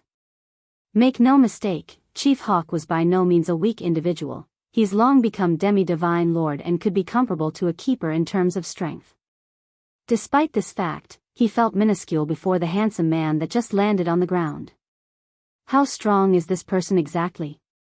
Chu Yifeng and Bai Yan's arrival, 5, but then his attention quickly shifted to the way Chu Yi addressed the guy. She called him Big Brother? How can it be? How can this woman have a brother who is more powerful than me when she's so weak? Big Brother, help Zhao Xiao. I can't do it, please save him, I don't want him to die. Chu Yi did not wait for Chu Yifeng to speak and tugged at his sleeve for help, her eyes tearfully crying, take him to Bai Yan, I know she can save him. As long as there's a breath in him, Bai Yan will be able to bring him back, I'm sure of it. Shower. The abrupt voice sounded urgent and filled with panicking fear when it reached the princess's ear. Recognizing it but still having trouble believing it's true, Chu Yi rigidly looks up to find a woman rapidly flying over to their spot in the courtyard. Bai Yan is here, Xiao Xiao is saved. After landing on the ground, Bai Yan wasted no time to assess the situation by glancing over to Snow Hawk and his men. But her sharp glaring gaze soon fell upon the pool of blood around the young man on the floor, and that made her heart tense up like a hand just ripped it apart. The demon queen could literally faint if not for the urgent desire to help. Shower. Leaping over to the spot, the demon queen smoothly pulls the young man into her arms to feed a pill she readily summoned from the storage ring on the finger. The effects were near instantaneous, stopping the flowing blood from that wound. Sadly, it's not anywhere close to being enough to save the young man. He's still deathly pale and grim to the eye like he's about to lose his breath at any minute. This isn't enough, Shower's injury is too severe. If I want to fully heal him, then I will need to refine a Botidan Dan pill. I don't have the key ingredient Snow Blossom on hand. There are some on the Sky Mountain though, but... Deetsong, go summon all the demons nearby to look for the herb. Bai Yan wanted to commit murder due to the anger swelling from within, so her words there were a bit erratic. It's normal to lose her cool, anyone would, especially when her brother's life was something she vowed to protect, and now she's failing it at the highest level. Feng, Bai Yen may have lost her cool, but the sane part of her head remains. Realizing she's too heated and needs to calm down to approach this with a level-headed mindset, the Demon Queen throws another pill over to Chu Feng. Give that to Yi. It will heal her bruises and internal injury. I like to see who would have the nerve to hurt my people. Boom. Snowhawk's brain became rocked by an explosive flash to the past. The reasoning? It's because on the moment Bai Yen and Di Tsang appeared from the sky, he already started to remember why he felt the name to be so familiar. Not long ago, when the Celestial Palace summoned all the demi-divine lords to attack the demon city, he too was part of that assaulting force. It's there on that day that he met this woman in red. Exposed. 1. Who are you? Snow Lotus did not notice the nervous behavior of her own father, so she was very eager to get in their faces. Oh, what the heck, just take him away so we can be done with this. I will never marry this fatherless orphan, do you hear me? Bai Yan's expression got exceptionally frosty at the last tidbit about her brother being called an orphan. Turning to confront the wretched girl, her eyes nailed the other person firmly at the spot. She's Bai Zhao's older sister, Bai Yen. Chu Yi, the Holy Land princess, had recovered by now, so she also became eager to get back at the other person. And why wouldn't she? The little witch of the Holy Land doesn't take insults lying down, not before and not now. Didn't I say so earlier? Your entire Snow clan is finished once Bai Yen is here, ha ha ha. Wah. Blood literally drained from Snowhawk's face in real time, causing his fist to tremble violently due to the horror. Demon Queen Bai Yen, she's Demon Queen Bai Yen, what have we done? Why does that Bai Xiao have such a dangerous sister? This is over, the Snow clan is doomed. I don't care who you are, you better take your brother and get lost. Even if my father wants me to sleep with him, I will refuse. Snow Lotus does understand Bai Xiao doesn't want to marry herself, but she's too proud, too egotistic to accept that reality, hence the reason on why she kept insisting about that detail to make herself feel better. Shut up. Snowhawk snaps, slapping his eldest daughter across the face using a sizable amount of his strength. Getting all bruised up in the cheek, the crying girl didn't understand why her old man would hit her, so she's extremely aggrieved in the face. Father, still shaking all over, the chief wanted to smack her a second time there but was swiftly stopped by Wen Yi the thief from the side. Uncle, you are too cruel to Lotus. Despite knowing these people are the one who stole the divine god pill, you still want to marry her to that guy? Do you not have any love for your own daughter? All she wants is a man who is willing to stand on their own 2 feet, why must you force her into something she doesn't want? Much less someone that only knows how to rely on the Snow clan's influence to reach a higher height. If it hadn't been for Snowhawk already reaching his limit in the amount of outrage he could release, the middle-aged man would never allow Wen Yi to spout such crap before Bai Yen. Sadly, it's already too late by the time he attempted to stop this. Growing increasingly more fearful and urgent, the chief turns to find Bai Yen slowly coming over to his location like a menacing demonic being ready to slash down with a scythe. Di Tsang, can you take care of my brother for me? I want to personally handle the matter here today. Back when they were powerless and weak, it was always Bai Xiao who protected her. Now, it's time she did something for the younger brother. Exposed, too, Di Tsang readily picked up this brother-in-law from his wife's arm after that request. He has no issue with caring for this relative and happily nodded before giving all of these walking corpses a meaningful smirk. He knows, whatever's going to happen would be far worse than what he had intended for them. Eradication would be the least of their worry. After all, there are fates worse than death, and in this case with his wife that's only the bare minimum of what she could dish out. Who did you say stole a Dan pill? Bai Yen asked with the most hair-raising smile one could make. Miss Bai, Snowhawk knew where this conversation was headed and wanted to explain themselves. Unfortunately, the guy's sentence didn't even get to finish when it suddenly got cut off by that cold hard glare from the Demon Queen. It's as if someone gripped him by the throat and sucked the air out of that lung, which elevated the initial fear and shock to utter despair. Speak, who stole a Dan pill? Bai Yen continued to ask with a higher level of intensity as she threatened those around. Wen Yi also felt the momentum and fell backwards a few steps, but then this thief quickly recalled the fact that they are in the Snow clan's estate and regained some of his composure. Answering bravely, "It is that young lass over there who stole the divine god pill. She and your brother are a group together, that makes him her accomplice." Bai Yen sneered, "They are my family, why would they need to steal someone else's Dan pill, let alone some measly divine god pill?" After saying that, the demon queen roughly pulled out a bottle and uncapped it by popping the cork. Pouring the content out onto her palm, she readily tossed the bunch out towards the tigress to one side. "Divine god pill? Those are all divine god pills?"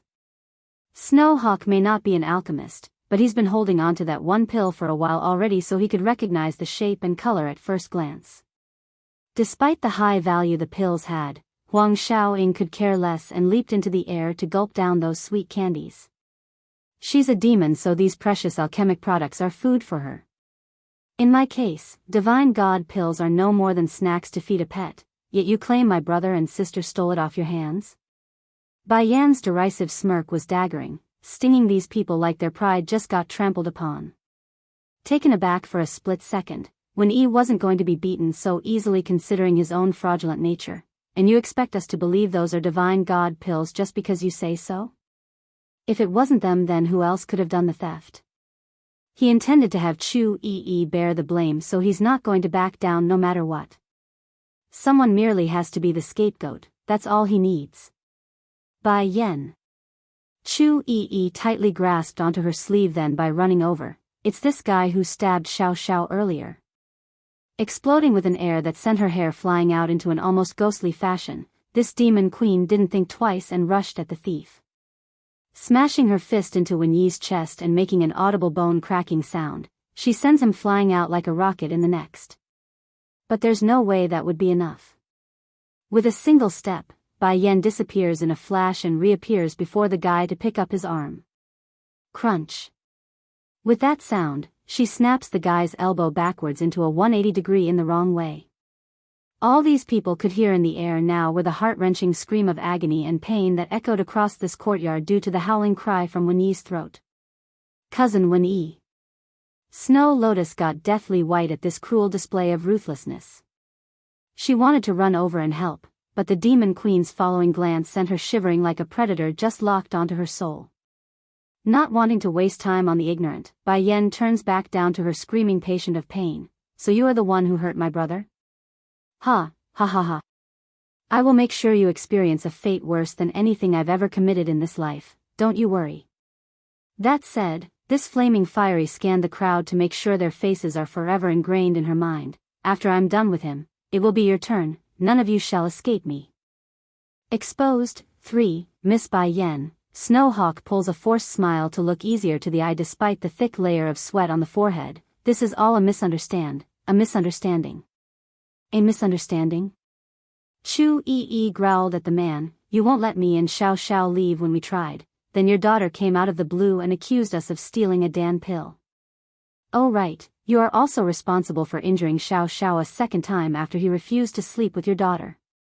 The more she recounted all those egregious things, the more dangerous Bai Yan's expression became. "What else happened while I wasn't around, Yi? Tell me each event slowly. Those demons under Deet Song will take some time to gather the ingredients, so you don't need to rush." Clenching her small hands into a ball, Xiao Xiao don't want to marry the Snow clan's first daughter, but they kept insisting on it against his will. Then that Snow Lotus over there kept humiliating him, calling him a parentless orphan with an unknown background. She also called him weak and powerless, a worthless outsider not worthy of her status as the first daughter of this place. Bai Yan's chest would heave up and down at every point being called out by her close friend. She's never heard such insults about her dear brother in all the time she's lived in this life. Imagine it having all shoved into her ear at once. There's no way she wouldn't be affected. In her fit of rage, the demon queen stomps down even harder against Wen Yi's chest with her foot, causing the guy to suddenly spray out blood but also a round green bead from the stomach. This would bet he divine god pill stolen from the altar room. Unlike alchemic products, this specific pill doesn't dissolve the second it touches the tongue, rather it takes a while before it's fully digested. Wen Yi knew this detail, of course. Therefore, He intended to make an excuse later, claiming he's going out to train in order to seek a way to make a breakthrough. And when he returns in the future, no one could say otherwise. Snow Lotus's weeping froze there in that second. She too had noticed the partially digested pill dropping down from the air and onto the ground, which left her utterly speechless and popping those eyes. As for Snowhawk the chief, well, what other emotion could this middle-aged man have? He came over to catch a thief, yet it's this very thief who thrust his entire clan into the fire pit by nearly murdering the Demon Queen's younger brother. It's you who stole the Divine God pill. The chief reactive roar causes a huge uproar from the men of the Snow clan. Unlike the shocked faces of most standing here, Chu-Yi was actually laughing and eventually crying as well. Do you all see? I never lied, I told you all I didn't steal it. Turns out it's your own people who stole it. She could be the bad person in a story, but she would never be wronged and framed for something she's never done. Even if the Snow clan would be doomed today for what they've done, it doesn't change anything. Exposed, for, if it weren't for the Divine God pill, Xiao Xiao wouldn't be hurt. And the Snow clan is equally as guilty for being so blind. If Xiao wants it, I can give him the entire celestial realm. And your Snow clan, it's nothing but a regional power, yet you lot dare to hold my brother in contempt and force him to marry this run of a girl? Bai Yan's immense power began to release with her words, pressuring and cracking the floorboard as a result of that strength. Yen, Di Tsang places his charge onto Huang Xiaoying's tiger back and walked over to bring his wife into an embrace. Don't worry, your brother will be all right. Why don't we do this? We can give the celestial realm to your brother as a gift. Back when I met him for the first time I never got to give him anything, so this will be his present. The Demon King could see the dreadful mood of his wife, so this was his way of cheering her up. It's not that he didn't have emotions towards others, rather he's giving it all to this woman and none to the world. If before Snow Lotus still had a few sarcastic remarks regarding the conversation of others, then right now all she had would be the disheartened and betrayed emotion of seeing the Divine God pill on the floor. Why did you lie to me, cousin? Why did you lie to me? Why did you steal the Divine God pill? You told me you only want to marry me with your own virtues, your own strength. Why did you frame others then? Over the years, there had been countless people who truly cared for Lotus and warned her of Wen Yi's pretentious nature. Sadly, this love-struck lady revoked their kind words and grew more ingrained on loving the guy. But now what? What was she seeing? Trying to say it's a coincidence was impossible, not even she could pretend to not seeing the truth. Meanwhile, on the other end, Wen Yi only had the look of death on his face. He knows, even if these people let him go and his reputation ruined, Snowhawk would never let him live afterwards. In comparison, Snowhawk already had the crazed look of a murderer ready to lash out. He's red in the eye with veins popping up all over his forehead. If it were not for this asshole, we wouldn't have wronged the girl and boy, and then the Snow clan wouldn't be at fault even if the Demon Queen came. But now we can't even pretend to be innocent. There's one thing you said that's not wrong. Bai Yan turns to Snow Lotus, her voice pinning the girl on the spot and making it difficult to breathe. He doesn't have a father or mother, but he does have me as her older sister. He is not an orphan, he is my most precious younger brother. So what if he doesn't have any parents left alive? As long as he has her as an older sister, then what couldn't he get? She would give him everything. Snow Lotus's lip quivered at that statement. She wanted to make some excuse for her own safety but quickly found her voice lost under that enormous pressure. Taking a step back, the lady appears flustered and lost, like she's being cornered by a predator. So, Bai Yan sneered, for the crime of looking down on my brother, you too will pay the price. Snow Clan's trouble. 1. Miss Bai Yan, this is really a misunderstanding. Snowhawk no longer had any of the air he showed earlier. What pride and strength in his demeanor. More like a frightened stray that wanted to make himself scarce before a predator. If I had known Sir Bai Xiao was your brother, then I would never have forced him into anything. It's not he who is not deserving of my daughter, it's my daughter Lotus who is not deserving of him. My brother is this hurt already and you still want to claim it's a misunderstanding? Bai Yan cared not for their excuses and only got more annoyed by their persistence on pushing the issue aside as something small. In this instant, Snowhawk only felt his back sweating buckets at the sudden decrease in temperature. He knows the excuse wasn't working. Then how do you wish to settle this matter, Miss Bai Yen? Quite simple, I want the Snow Clan's destruction. She wants the people here all to die, what else? A grim look rocked the chief's face. Others from his clan may not get it, but he does. If this demon queen says she wants to destroy the Snow Clan, then she would do it.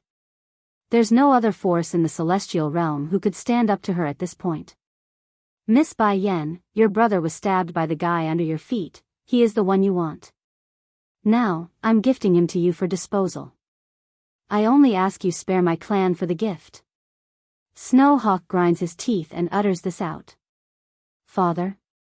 Snow Lotus turns to her old man in shock, not believing the proud and powerful father of hers would behave so timidly before this unknown woman. To be clear, this eldest daughter of the Snow Clan wasn't delusional here for continuing to side with 1E.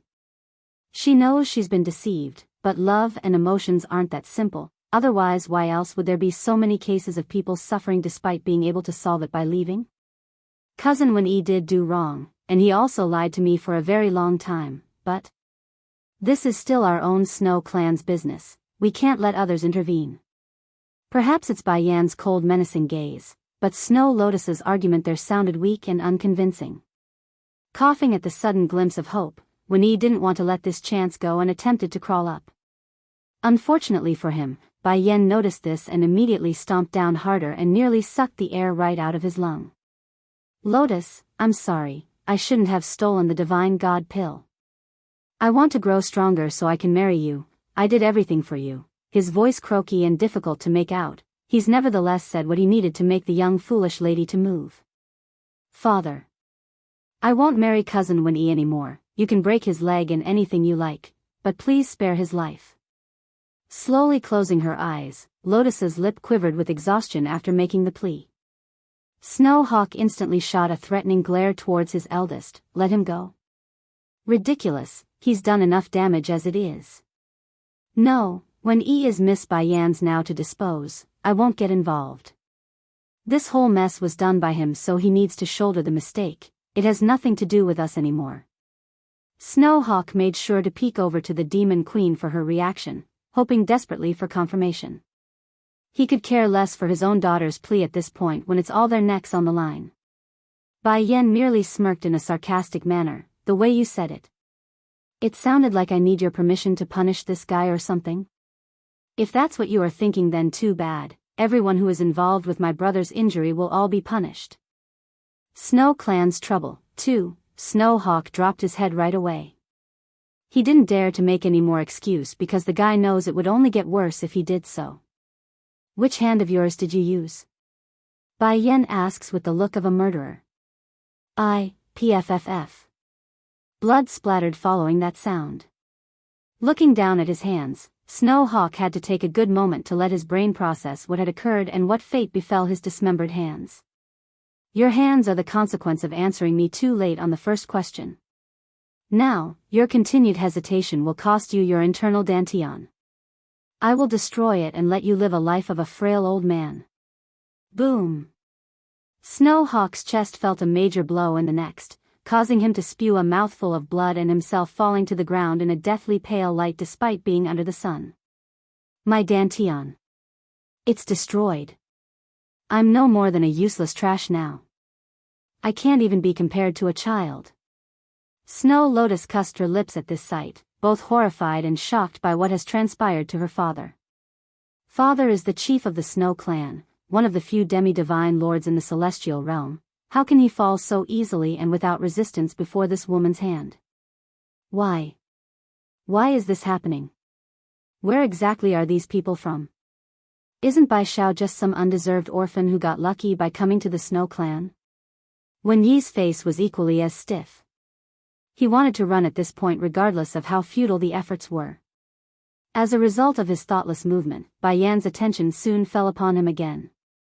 No, you can't kill me. It's all Lotus's fault, it's her fault for seducing me and promising me everything, it's all her fault. The guy cries out in desperation after realizing he's the next in line. Snow Lotus's heart had already fallen into shock and disbelief to begin with, but that stinging outburst from the very man she loves ripped at her heart and then stomped on it. "What did you say?"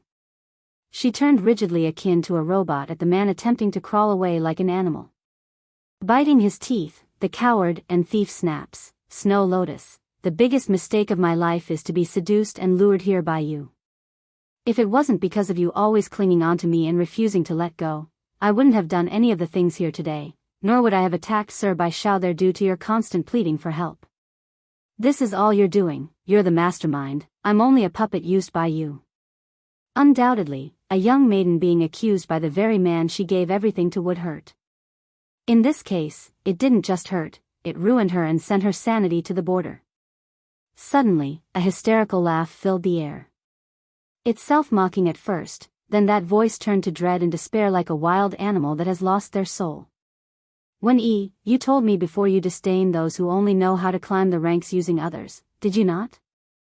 You said you wanted to use your own virtues to marry me, did you not? You said you don't care if I'm the eldest daughter of the Snow Clan, that you only love me for who I am, did you not?" Tears filling those eyes, her voice sobbing and croaking, "I always believed in you, even when you claimed Shu Yi is here to steal the divine god pill, I believed you and never doubted you. So why? Why are you doing all this? To think I intended to steal the pill for you in secret and this is the thanks I get? To be used as a scapegoat for you?" That actually sent Wen-yi into a stunned state because he didn't expect to hear this. She's going to steal the divine god pill for me? Why didn't she tell me from the very beginning? That way I wouldn't have had to bother doing it myself. Snow Clan's trouble. 3. How am I supposed to know you were going to steal the Dan pill for me? It's your fault that I am in this state. If you had said something earlier then I never would have risked myself. Wen-yi's expression bordered on the line of a crazed madman, his hair disheveled and eyes red with veins. It's the look of deep hatred. Snow Lotus's heart had already been riddled with holes by this point, but that outrageous argument only added to her wounds. To say there's barely anything left inside would be an understatement. Wen-yi, I loved you with my all. I even went against my father's order repeatedly, and I went as far as to betray my father behind his back. This is how you treat me? Swaying in unstable strides as she got a bit closer to the guy, I made a lot of mistakes in my life so a lot of people have the right to resent me, but you are the only one not qualified to do so. This would be the awakening point for the lady. Looking back at all the past things she's done, the egotistic pride of looking down on others in contempt, all of it were goaded along by this very man. Truly, Lotus never did act like this during her youth, at least not at this level of spoiled contempt. Bluntly said, Wen-yi destroyed her. Finally dropping the rock in her heart, Snow Lotus sloppily ran over to her own father's side and leaned down in tears. "Father, I'm so sorry for being so stupid, I got blinded by this evil bastard and ruined you, ruined the Snow Clan. This is all my fault." Snowhawk acted as the pillar for this clan, with his fall so does the Snow Clan as a whole.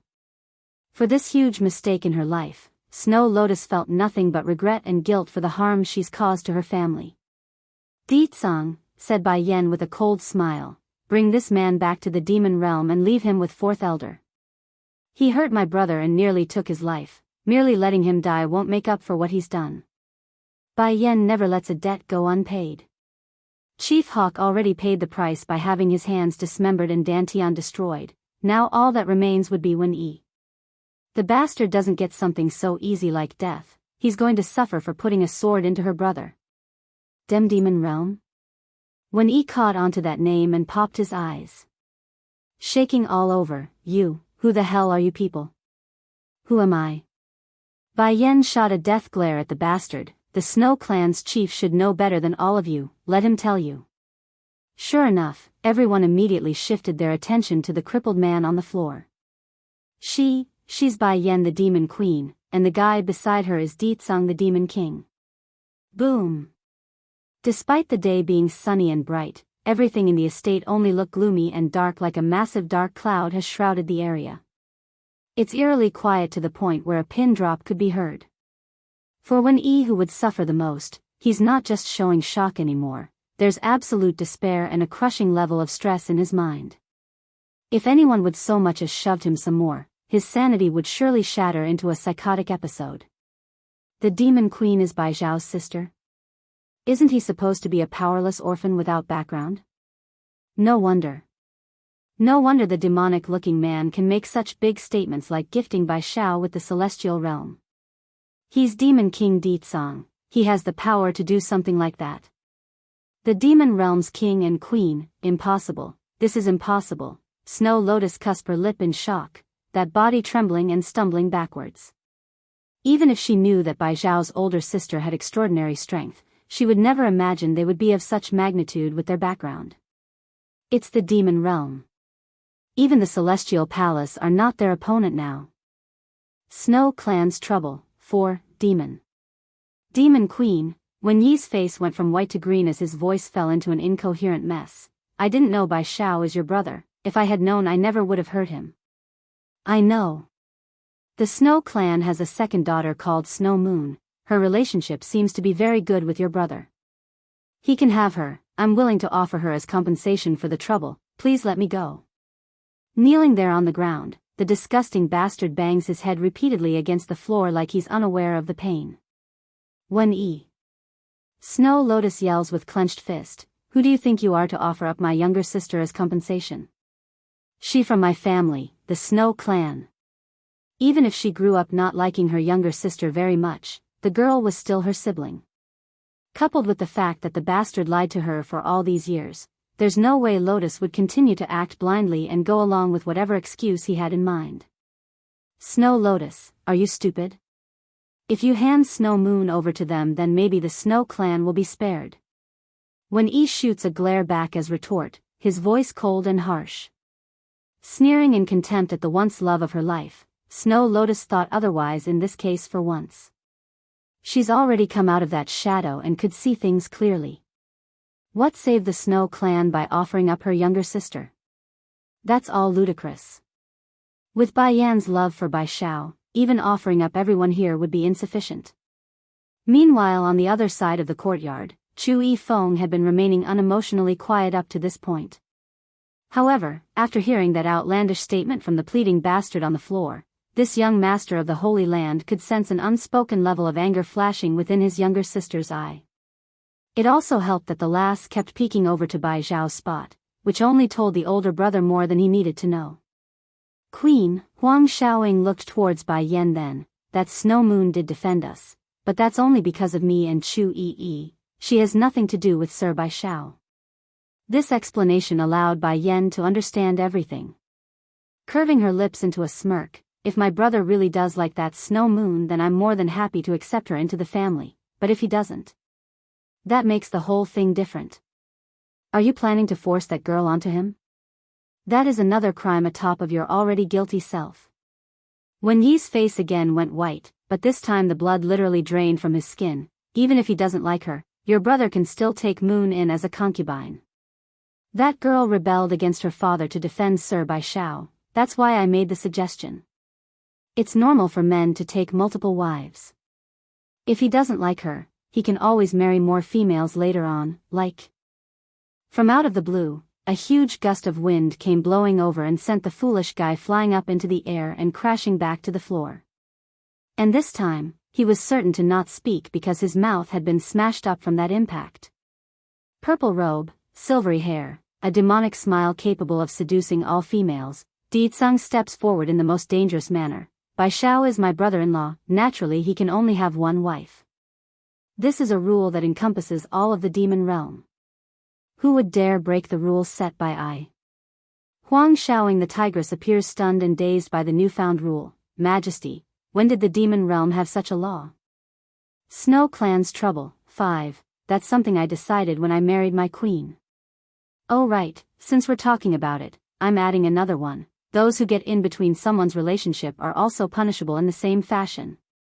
Bai Yan squinted her eyes then, making a smile that didn't seem to be a smile at all towards her husband. Ditsang didn't see this right away, but as his back felt the cold numbing chill crawling up his spine, he immediately swung around to find that unnerving smile in his face.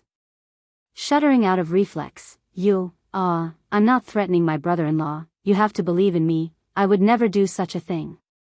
I'm only annoyed by these people who can so casually say a man can take multiple wives at their leisure. The Demon King was sweating buckets right now, only a step away from raising a hand to vow for his own innocence. Dare to move again Bai Xiao? He doesn't have the guts for that. Grabbing the Demon King by the collar, Bai Yan's look spelled death if otherwise. I want to know what other law the demon realm has after we get back. If there's some that's outdated, then I will change it. Also, we're adding another about marriages and that close relatives can't be married. Seeing Bai Yan doesn't intend to pursue his own folly of indirectly judging his brother-in-law anymore, Di Tsang's heart finally eased up. The Demon King knows, if he really does anger this precious wife of his, he wouldn't be able to sleep in the bed tonight. It's off to the sofa again. Chu Yifeng had just come back to attention then when he overheard their intimate quibbling. Sure enough, his eyes dimmed with sadness at the picture. Big brother. Chu Yi murmurs, her eyes worried for the guy. In light of the thoughtfulness, the picturesque man merely smiled and shook his head to show he's okay. Yen Yen has become more and more outstanding as she grows. She's no longer that frail young girl who needs my protection. This isn't a bad thing, I should be happy for her. Yifeng. Bai Yan also met the guy's gaze then after sensing the attention. She wanted to say something to suit the situation, but she too didn't know what to say at this moment. Yen Yen, I see you are doing well, that puts me at ease with Yi following you. After I finish handling the matter here, I will leave. Slightly disappointed that their relationship has deteriorated to such a degree where even a casual conversation has become possible, Bai Yan drops her gaze with the light in her eye dimming away. Okay. For Chu Yifeng, her feelings are not clear. There's affection, friendship, just no love. So, from the very beginning, she didn't dare give him hope. Yen Yen, I hope. The hurting man turns his back to avoid making his next words more difficult. If one day I become distant and could no longer recognize you, please do not hold back and kill me. A shocked face filled Bai Yan's expression. Yifeng, why would you say that? I'm only saying it for now, in case. Perhaps that day may never come, so don't hold it to heart. Swinging around, Chu Yifeng attempts to form a reassuring smile so the Demon Queen doesn't worry. Then shifting to Snow Lotus, and when who caused this whole mess, I heard you also held my sister in contempt. Never has anyone dared to do that to her, you two are the first. Boom. Raising a hand, a monumental level of force came crushing down at Wen the bastard's head, sending him smashing into the ground and creating webs of cracks as his body being imprinted against the stone slabs. Despite the intense hit, the Holy Land's young lord never did take the thief's life, not because he couldn't, rather it's due to Bai Yan's remark about sending the guy to the demon realm for further punishment. So, in the end, the guy did the most damage without actually killing the bastard here today. He came like the wind but also left like the wind. Bai Yan, I keep having this strange feeling about my big brother. Chu Yi frowns, her heart vaguely uneasy in regards to that last comment. Bai Yan felt the same way as she gazed in the direction of the man's departure. Chu Yifeng's changed. Does it have anything to do with Chu God? I can't let this go unchecked, I need to see that man and ask for an answer. Oomph.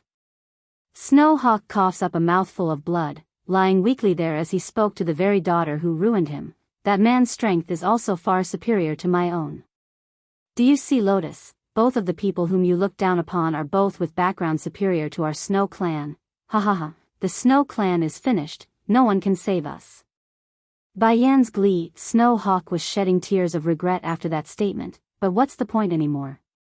A shattered glass could never be repaired, and the mistake his family made could never be amended. Ditsang, I'm leaving the remaining matter here to you. My brother needs rest, so I'm going to take him somewhere quiet.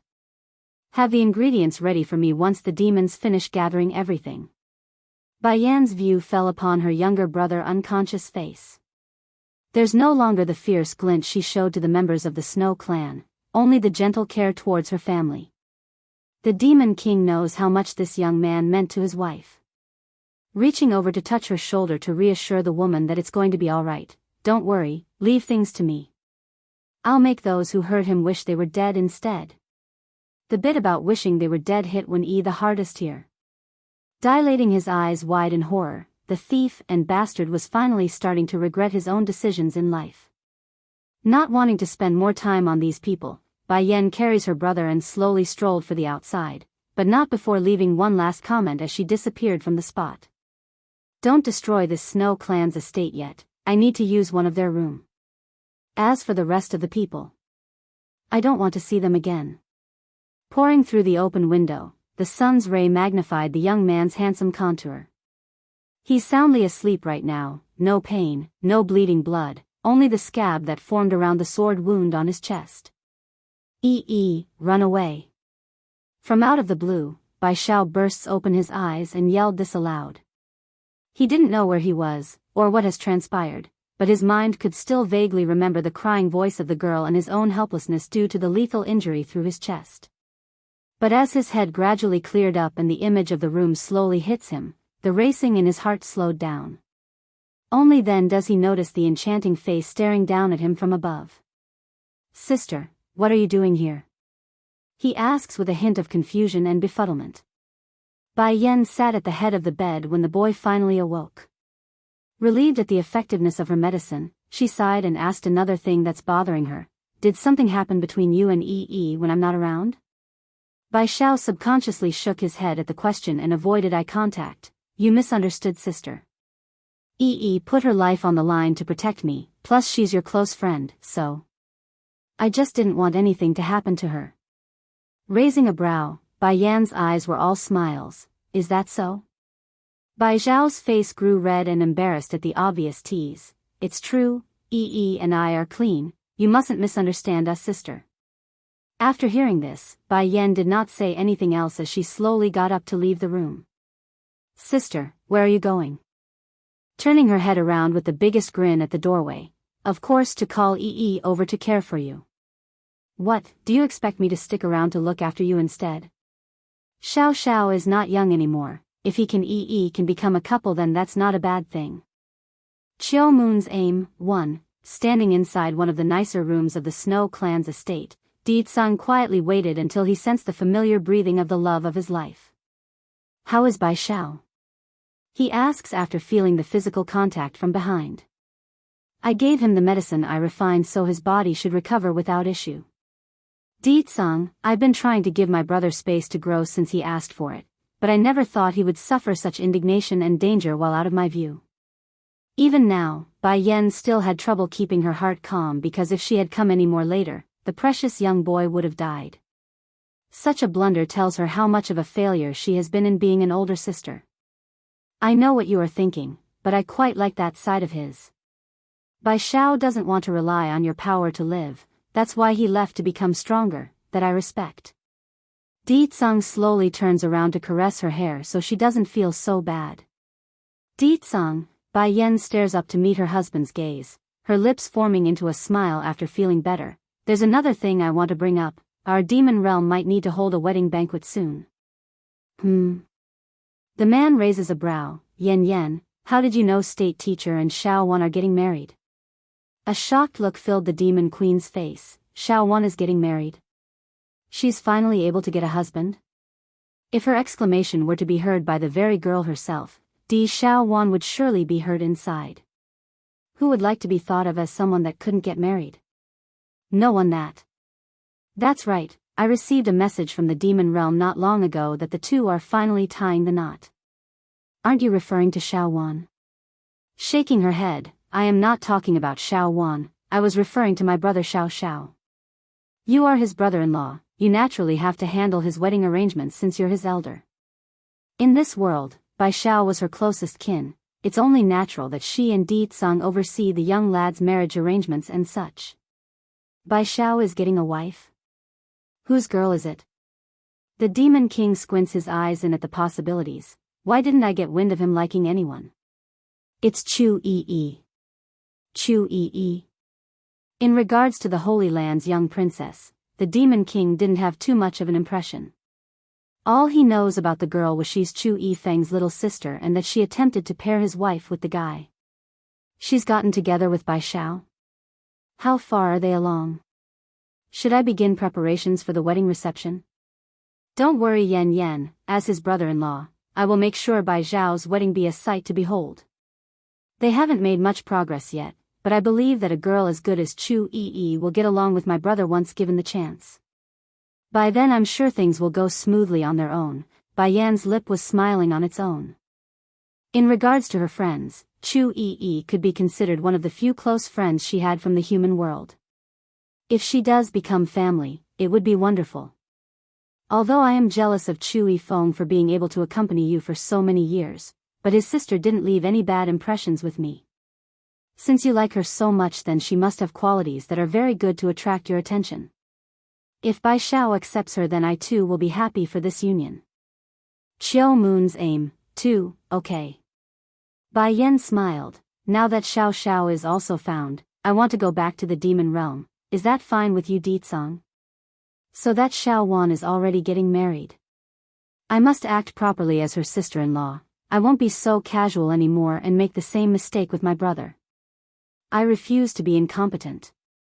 From the bottom of her heart, Bai Yan really liked that demon princess and wanted nothing but the best for her. In this case, the lady could feel at ease knowing its state teacher who would be marrying Di Xiaowan. With him loving that girl, no one could ever hurt her. Demon Realm. Standing against the windowsill, state teacher didn't have the usual gentle expression he's known for, rather he's looking serious and somewhat unapproachable with that oppressive air. Is there any movement with Qiao Moon recently? He asks with a frown and cold voice. State teacher, we've been keeping a close watch on her during this period but could not discern any suspicious movement. Aside from the daily routine she does, there does not appear to be anything worthy of note, nor has she gone anywhere near the princess. One of the demonic shadows working under state teacher reports, his shadowy figure a looming haze that's difficult to make out. Qiao Moon would be the white fox lady saved by Di Xiaowan a while back. She's been working at the palace and has been kept under close watch. Keep watching her. If she dares to appear before Xiaowan or do anything suspicious, you have permission to subdue her at your will. I won't let anyone make my future wife unhappy or do anything that might harm her. Yes, state teacher. The shadow arches his fist and retreated. Meanwhile, at the same time in another room, Qiao Moon the fox lady was sitting at a table with her hands holding a portrait. It's yellowed and old to the point where even the figure painted there could hardly be made out. Despite this, the look in the lady's eye spelled yearning. When will I be able to have you? One look and that's all it took for you to steal my heart. Back then I was nothing but a powerless fox, but now, I can finally have the chance to stand by your side. So why must you have another lover instead? Qiao Moon's mouth curved into arcing smile, her face frail and weak that made the opposite sex want to pull her into a hug at first sight, but it doesn't matter, I will make you mine one day. I won't let anyone get in our way, I won't ever let go. In her momentary trance of murmuring to herself, the lady suddenly became aware of several energy signatures outside her room. Without hesitation, she quickly puts away her portrait and returned to the harmless person that she showed to others. That man is that wary of me, eh? Ever since I came to the palace, he has never left me alone. As if I would ever hurt her highness, what a fool that man is. That said, Qiao Moon instinctively rubbed the storage ring on her finger. It's where she stored the portrait. I will make you mine, I won't let anyone destroy our bond. Inhaling deeply at the thought, she readied herself and walked towards the door to continue her work. Demon Realms Change 1. Coming out of her room, Qiao Moon acted like she didn't notice the shadows trailing her at all. This should have been enough to get her through the day without issue, yet things never do go smoothly despite her trying to lay low. Right after the lady got out of her wing, a slender figure bumblingly runs right into her and causes a crashing sight to behold. Rubbing the forehead, Qiao Moon had to take a second to gather herself before realizing who has come. Hi Highness, Princess, are you here to look for state teacher?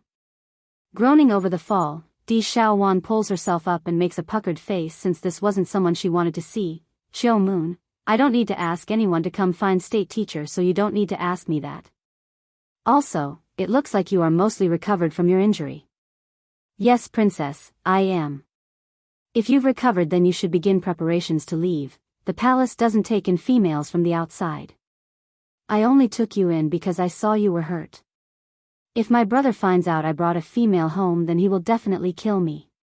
Puckering her lips, Di Xiaowan recalls back to the mean old appearance of Di Tsang's face whenever she does a blunder. Chiu Moon kept her head down during their conversation, but those hands had already tightened into a ball at the idea of being expelled. Princess, I don't have anywhere else to go. That's so? Di Xiaowan furrows up her brow in contemplation. Let's do this then. I'll get someone to prepare a house for you outside. You can stay there until you decide where to go. Seeing they are both foxes, the demon princess didn't have the heart to simply shoo the frail-looking lady out onto the streets. What's more, this was the demon realm. They both have the right to live in this realm where all demons call home. Chiu Moon finally raises her head and didn't look so dejected anymore with that gorgeous smile. Thank you, princess. For some reason, towards the fox lady's behavior, Di Xiaowan felt oddly uncomfortable to the point where she subconsciously wanted to distance herself from the other side. If there's nothing else, you can pack up tonight and depart tomorrow morning. After saying that, the demon princess attempts to walk away to avoid prolonging the conversation. However, that's when her eyes caught a glimpse of State Teacher, who was rapidly approaching from the front. State Teacher, she exclaims with glee in her voice. Are you all right? The man asks with heavy panting, but was nevertheless relieved to find the princess safe and sound. Slightly startled by the questions and how fast he came over, Di Xiaowan counters with a question of her own. Why would I not be? This is my home. Who can hurt me? That's good to hear. State Teacher smiles and stroked her head in a gentle manner. Go to my place to rest first. How about it? Nodding her head without any thought about the meaning. Okay, but I want to know when my brother and sister-in-law are going to be back. I miss Xiachen so much. I'm dying to give him a hug. Then I got some good news for you.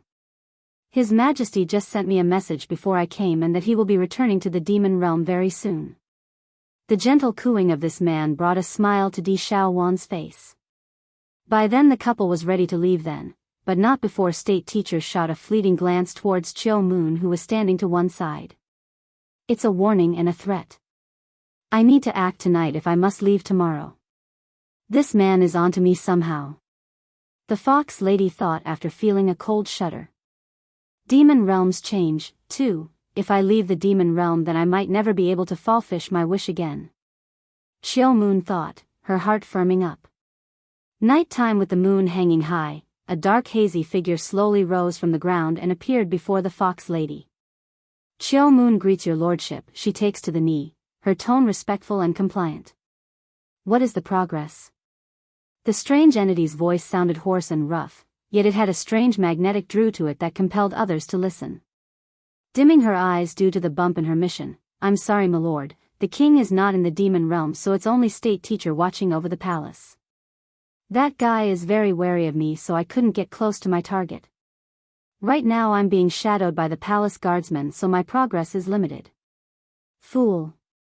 The man snorted in displeasure. I can't even rely on you to do something as simple as that. What use are you to me?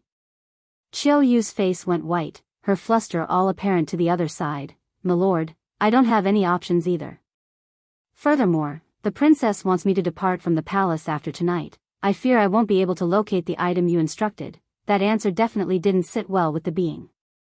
Suddenly, he cackled a laugh that drew one's hair up.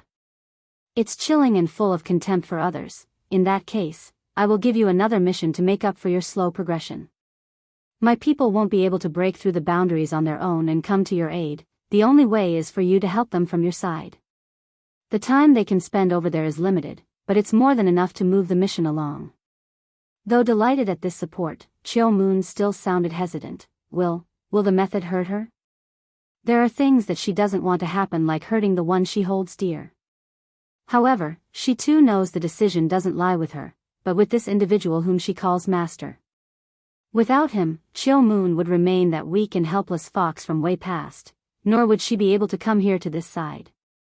Don't worry, I know the person you have in your heart, I won't hurt her. By then I will even grant you your wish, ha ha ha. The corner of the man's mouth rose slowly, his eyes flashing a cold glint. Don't hurt that woman. How can I ever let her go?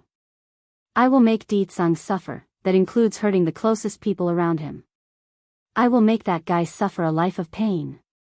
Under the glistening red light of the blood-colored moon here, Di Shaowan casually flew over the sea of mountains in this region without hinder. State teacher, do you think my new little niece will like me as her aunt? The demon princess descends and plucked a rose up from a bush she came across. And should I prepare some gifts? All affectionate in the eye, the man was all smiles at the question. The king and queen's daughter will definitely be as lovely as Prince Xiaochen. I'm sure she will like you regardless. Really? Di Shaowan sounded very happy, her eyes sparkling with hope for their meet. State teacher, truth is, I'm starting to remember some of the things from the past now. I know you've accompanied me for a long time, so, biting her lip, the girl grew hesitant at what she's going to say next. When Di Tsang gave up everything to save Bai Yan, this man too gave up everything to save herself. Though she's lost all the memories of the past, the important bits are gradually starting to resurface. Demon realms change. 3. If this life, I really do marry, then marrying this man who is so gentle and kind to me isn't too bad either. At least he won't scare me as often as that mean old big bro of mine. So, Di Shaowan looks up with her firm gaze. I am now sincerely wanting to marry you, I am serious. Before she was too afraid to become this man's wife due to her own unwillingness to get hitched so early on, the second being that state teacher's too familiar. It's not easy to accept someone you consider a close member of the circle.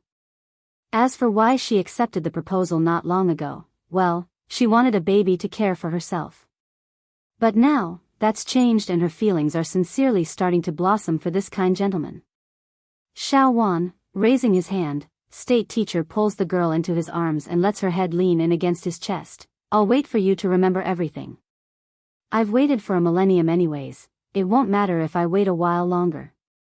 Blinking with her long eyelashes, Di Shaowan suddenly came down with a thought. State teacher, back then, were we husband and wife? Why else would you be so nice to me after I returned to the demon realm? No, he said in a cooing voice while brushing those fingers against her hair for tidying. They were not husband and wife, but they were almost, if not for that unfortunate incident where the princess went missing. By the time he located her again, Di Shaowan had already been sealed within a crystal and her memories lost. But it doesn't matter anymore, he's come this far and only needs a little bit more time before they could truly be wed. One day, Shaowan will remember our past and the feelings we shared. It's then from out of the blue, the man felt a terrible sensation coming over him, causing his hands to tighten around the princess out of precaution. What's going on, state teacher? Why do you look so white? The princess asks with a puzzled look. Something happened to the palace. The people I sent to watch Chiu Moon has lost contact with me. The gaze around the man's eye grew colder and colder. I knew it, something is not right with that woman. What? Di Shaowan's expression changed, hands growing anxious as she clung onto the man's sleeve. Then what should we do? We need to hurry back to the palace. I'm the one who brought Chiu Moon back, I can't let her hurt those at the palace. State teacher's eye dimmed, those people's goal aren't in the palace. Even if you didn't take in that Chiu Moon, the foe would still move against us. Don't worry, the crisis with the celestial realm is already over. Whoever this new enemy is will know they've bitten off more than they can chew. I'm just wondering who it can be? He was afraid that Di Shaowan would blame herself, so he made sure to explain the reasoning. Shaowan, no matter what happens later, you mustn't care about me and leave the demon realm. Go find your brother the king in the celestial realm. State teacher. The princess exclaims, her lips a thin line due to stubbornness. You're going to be my husband soon, how can you expect me to leave you behind? Besides, I'm the princess of this realm, how can I leave my people behind? So, no matter what happens, I will live and die with my kin. Demon realms change. 4. It's then state teacher noticed a series of powerful energy signatures quickly drawing in on their location. Immediately getting serious with grim look, Shaowan, you leave now, I'll stay and stop these people. Go. In that last outburst, the man was crying with everything he had. Clearly those coming are extremely strong and perhaps beyond his means to repel. Di Shaowan stumbled backwards at being shoved away so roughly. Then looking up with her shocked eyes, this princess soon saw why and the approaching black dots in the sky. It's too by then for those enemies quickly surrounded them from all sides, making escape difficult even if she did try to leave. It's too late, State Teacher's expression sank into a grimly dark light. He wanted Di Xiaowan to escape but clearly he's underestimated the foe. Who are you people? Haha. A cold and conceited laughter broke through the red-lit night, followed by the gradual materialization of a black hazy figure that shrouded over the sky to take up the horizon. I'm only here to take that woman behind you. Hand her over and you shall be spared. Those words were poison, hissing and venomous akin to a snake slithering. Who exactly are you? State Teacher's voice got harsh and rough, brewing up a storm around his existence over what he's heard. These people are here for Xiaowan. I originally sent a certain someone to retrieve something from the palace for me, but that woman was utterly useless and failed in her goal. Now as compensation for the failure, I'm going to kill that man's sister to make him suffer. Gripping his fist, State Teacher's posture grew tenser and irater. You are the one who sent Xiao Moon, didn't you? She was working for you. Yes, the man said contemptuously, nothing but a useless woman. Her only use is to act as a medium for my subordinates to break through the boundaries. They may be limited to half an hour on this side, but that's more than enough time to finish the business. Di Xiaowan's complexion had turned deathly white then. Hurrying to get behind her future husband for safety, she began to think and quickly came up with an idea for the time being. Gritting her teeth, I do not know what sort of grudge you have against my brother, but you are mistaken about something. Regarding me and my brother's relationship, my big bro would love nothing more than to toss me aside. Killing me won't do a thing to hurt him. He only knows how to beat me and scold me, he doesn't love me at all. In saying this, the demon princess's expression and posture showed much grievance, which goes to show the sort of poo impression Di Tsong had left on this missy. Is what you said true? The man's voice asked with sarcasm. Of course it's true. She angrily replied, I never lie, my brother thinks of me as an extra that is redundant in this family. If you kill me then my brother will only celebrate, he would never be sad about my death. In fact, if he could kill me himself without creating a scandal with the citizens, my big bro would have done so on his own long ago. Demon Realms Change 5. State Teacher cluelessly turned to face the angry-faced princess. Is it really okay to speak ill about your own brother behind his back? Do you know what he will do to you if he finds out? He really will rope you up for a beating if he does. So, pressing down her inner panic and remaining oblivious to the strange look she's getting, Di Xiaowan continues to spout her lies for the plan. If you want to kill me then you are doing my brother a favor, okay? He might even hold a banquet as gratitude. Are you really going to accept his gratitude? The hazy figure's voice sounded wary and suspicious. When did he become so concerned about worldly views? How do you explain all the people he killed in the past then? He never cared about their lives before, did he? You are wrong, the people my brother killed are not related to him by blood, that's why he didn't care about the consequences. I'm his sister, if it becomes known that he killed his own sister then he would be marred as a sibling killer. By then he will be shamed to no end. Oh. Then why does he hate you so much? You are his sister, it doesn't make sense, does it? The hazy foe smirked and asked with a deceptive voice. This, Di Xiaowan's body visibly stiffened, her expression looking troubled, that's because of State Teacher. Without hesitation, the demon princess suddenly dragged the gentleman to the forefront. State Teacher and my brother had an affair before, they were in love. My brother doesn't want his man to be stolen by me but could do nothing. From then on he's hated us both. You tell me, wouldn't you hate the person who stole your love? State Teacher's mind literally exploded then. I had an affair with the king. If this is heard by the king, it's likely. I can forget about continuing to stay in the demon realm. I won't be able to stay beside Xiaowan's side. The haze cackled a laugh, his voice filled with contempt. Di Xiaowan, do you think I will believe your outlandish words? Besides, even if what you say is true, I would rather kill 100 than to miss a single one. The demon princess's face froze because that act was the best she's done in her life, yet he didn't believe any of it. State Teacher, Do you have any other idea? She asks in a hurry now that her ploy has failed. Humph. The haze snorted with displeasure. Don't waste my time, both of you will die today. Only then will that guy suffer the loss of his younger sister and a right arm, ha ha ha. Sensing the panic in his future wife's hand, state teacher knew he must say something to calm her down. Xiao Wan, I said I will use my life to protect you and give you happiness. Don't worry, nothing will happen to you, I will do what I promised. 1,000 years ago, he failed to protect her, thus indirectly causing her strength to be sealed and memory lost. Now, 1,000 years later, he won't allow anyone to hurt her. Your resistance is equivalent to a pebble trying to break a rock, foolish. Nothing but contempt could be heard from the dark haze's voice. Chiu Moon the fox, won. At the signal, the crowd behind the hazy figure moved and began their attack upon the couple. The strikes were fierce as they came in from multiple directions.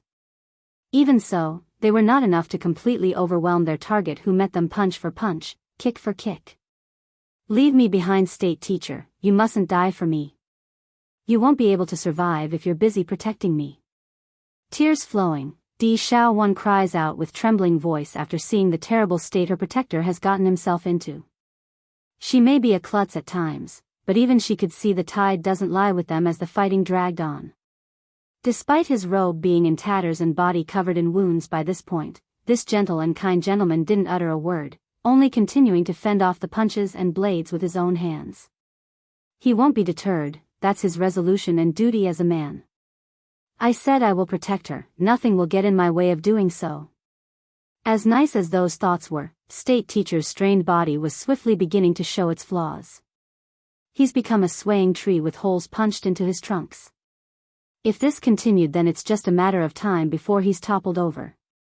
Milord. Suddenly, a familiar voice cuts in upon this rose-covered field where a life and death battle ensued. Di Xiao Wan recognized this voice instantly. Turning to face the lady with a growl, the demon princess wanted to slap the fox lady out of frustration. Didn't you promise me you wouldn't hurt her? Chiu Moon ran up to the hazy figure and kneeled there. He clearly promised me. If he didn't promise me, then I wouldn't have done this. Why are things turning out like this? I never planned for this at all, it shouldn't have become like this, it never was. Scram! The haze roared, carrying force in the voice and sending the fox lady's body tumbling backwards like he just punched her in the gut. I did promise you, but what of it? Who told her to be Di Tsong's sister? If I don't kill her, then how can I teach that bastard a proper lesson? Chiu Moon's body froze as blood slowly trickled out of her mouth, those eyes dull and lost like the life just got sucked out of her soul. How did this happen? He's going to kill her? I'm so dumb to have believed him. You lied to me, you lied to me. Chiu Moon's voice sounded shaky, her eyes unable to hide the despair circulating in those eyes. Why did you lie to me? I am so stupid, why did I believe this man when I knew he hated her brother? What am I supposed to do? Chiu Moon the fox, won. Once he's done speaking to the despairing Chiu Moon, the haze returns his attention back to the reason he's here. Locking onto the gentle and kind man who's furiously resisting the attack still. Are you going to keep getting in my way? That woman, is she worth your own life? Unfazed at the mention of death, state teacher gives a blunt and direct reply, yes, she is everything to me, even if it means my death. Fine, so be it. You and her can die as a pair of love birds. Without mercy, the hazy raises his hand and coldly gives the order, kill them both, leave nothing behind. I want Di Tsong to feel what it means to not have even a corpse to bury. Yes, Lord. After the haze's words came out, the momentum of those people became more and more monstrous, as if there were countless mountains coming down from the sky and attempting to crush them. Under such powerful pressure, Chiu Moon's body trembled with those pale lips quivering. Despite this, her eyes were very angry still, but more were that of panic and deep regret. I was wrong, I shouldn't have trusted this man in order to get her, the damage I've done will become irreparable at this rate. If only. If only I had never existed, if I didn't exist then she wouldn't have been hurt. Suddenly, Chill Moon's eyes shrank as she saw countless blades comprised of condensed air shoot over to Di Xiaowan and state teacher. No, don't. In her urge of desperation, the fox lady moved those legs without forethought and threw herself in front of the couple's presence. For that rash act of selflessness, the ending result was the cruel sound of piercing flesh and bone. It's truly beautiful yet tragic at the same time. Imagine a gorgeous white dress worn by a frail maiden being stained with red, a polar contrasting color to match her end. What a sad but magnificent piece of art. Still locked onto the demon princess, Chill Moon murmurs out the only words that she could. I'm sorry, I really didn't mean to. I just wanted you, but I didn't want to hurt you. You, Di Xiaowan stared in amazement with those beautiful eyes. Aren't you supposed to be with these people? Why are you saving us? The attackers around them had stopped attacking due to this sudden interjection, but their frowns revealed enough to display the dissatisfaction they had towards Chill Moon. They serve their lord and would do anything as commanded, but they are not mindless drones that likes to make a mess of things, and this situation was indeed spiraling into a mess. The haze was likewise the same. He didn't like turning this into a sob story of them being the villain. Waving his hand to signal his men to stop for now, Chill Moon, you betrayed me, why? Sprawled on the rose field with blood continuing to bleed out from her lethal wounds, Chill Moon did not answer the haze and instead continued her final will towards the demon princess. Princess, I was indeed trying to seduce state teacher during these past few days while I was here. I only hope you won't misunderstand him. It's all my doing. Di Xiaowan was honestly unsure on how to take this from the fox lady. That bleak voice left her pitying the other lady, but she's also angry that they are in situation due to Chill Moon's very own doing. Why did you try to seduce state teacher? The demon princess asked the one dilemma she had.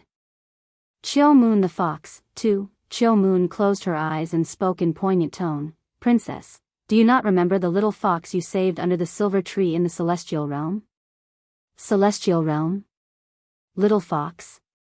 Di Xiaowan raised an eyebrow, her eyes a look of dullness as small tiny fragments slowly flickered within her mind. It was a sea of flowers where she found the small little fox. There, she stayed for over a month to care for the small animal, but likewise, the fox also acted as a companion to herself and helped heal some of the hurt inside her own heart. Princess, you may not remember me but I always remembered you. I remember all the stories you told me, and I also remember your promise to come back for me. Then making a sad smile like she just remembered the long years of loneliness on her own, but that wait is a millennium in the making. Di Xiaowan's heart trembled at the past that has returned to her. Looking down at Chill Moon and the pool of blood forming around her body, the princess's heart ached with pain as well. Little fox, I didn't keep my promise to go get you. I'm sorry. Not long after she left the Sea of Flowers, the demon realm suffered the great defeat and she too became sealed within a crystal. By the time she awoke again it's already too late and she had lost her memories. Woo-woo, princess, I really didn't want to hurt you. Chill Moon's didn't sound loud, but it's extremely moving due to how helpless it was. I am jealous of state teacher because all you talked about during that month is of him. I wanted to do everything to destroy that bond. I wanted to keep you to myself. Then he came along, flickering a glance towards the haze. The fox lady showed resentment and hate for the one responsible. He promised me that if I helped him then he could turn me to male fox. Once I become a man, he would let me have you. I felt so lonely, I didn't want to be lonely anymore.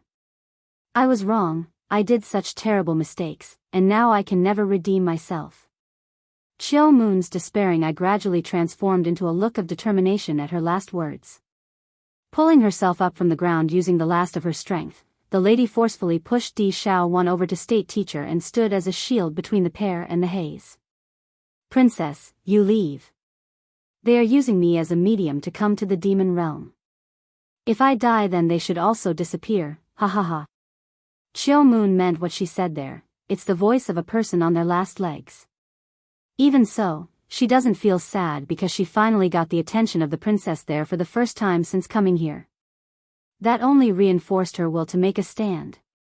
Boom! Her momentum suddenly turned violent, darkening the world around herself due to the affinity of her power.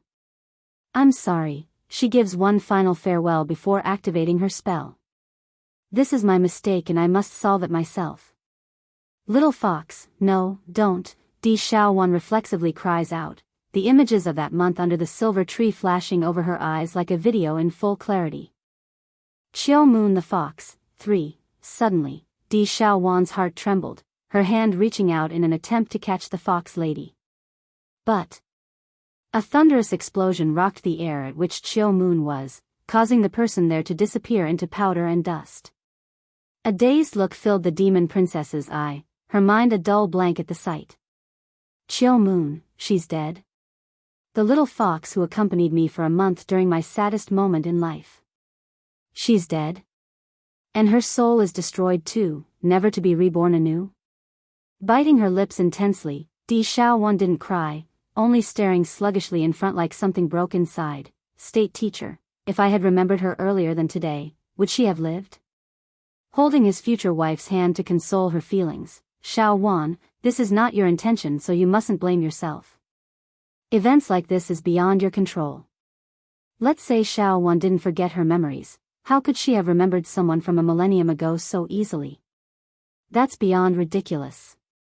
I know today's event are caused by Qiu Moon, but she's the little fox I found back then. When I ran away from home and got scammed and abducted by everyone that I encountered, it was she who stayed by my side and kept me company. Blaming herself, the demon princess starts hitting her own head in frustration. Big bro is right, I am just too stupid, everything happened because I was too weak and slow. The real person who deserves to die is me. Alarmed by that outburst, state teacher quickly changed his tone into the sternest voice he could make. You cannot do that, nobody can predict the future so you need to stop this sort of thinking.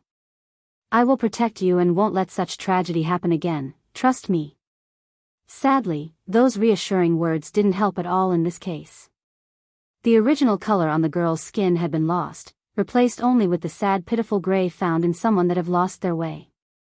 Towards this version of his future wife, state teacher hated it and ached for her. The haze on the other hand didn't show any emotions at the death, only staring indifferently at the spot where Qiu Moon's soul dissipated. Sneering, what a stupid woman, she really thinks self-destructing is enough to send my subordinates away. How ludicrous. Unless the time limit is up, they will not disappear from this side. She got what she deserved if she's that stupid. So what if she's the medium? A summoning doesn't work like that.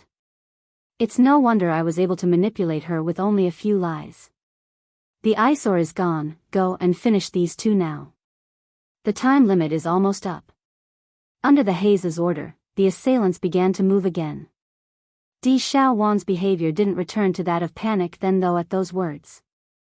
Under those protective arms from the man whom she would call husband in the future, this demon princess only got silent, an eerie silence that radiated a spookiness. Remember Xiaowan, if I am no longer by your side in the future, you have to take good care of yourself, understand? State teacher ignored those who rushed at him and showed his iconic gentle smile when giving the statement.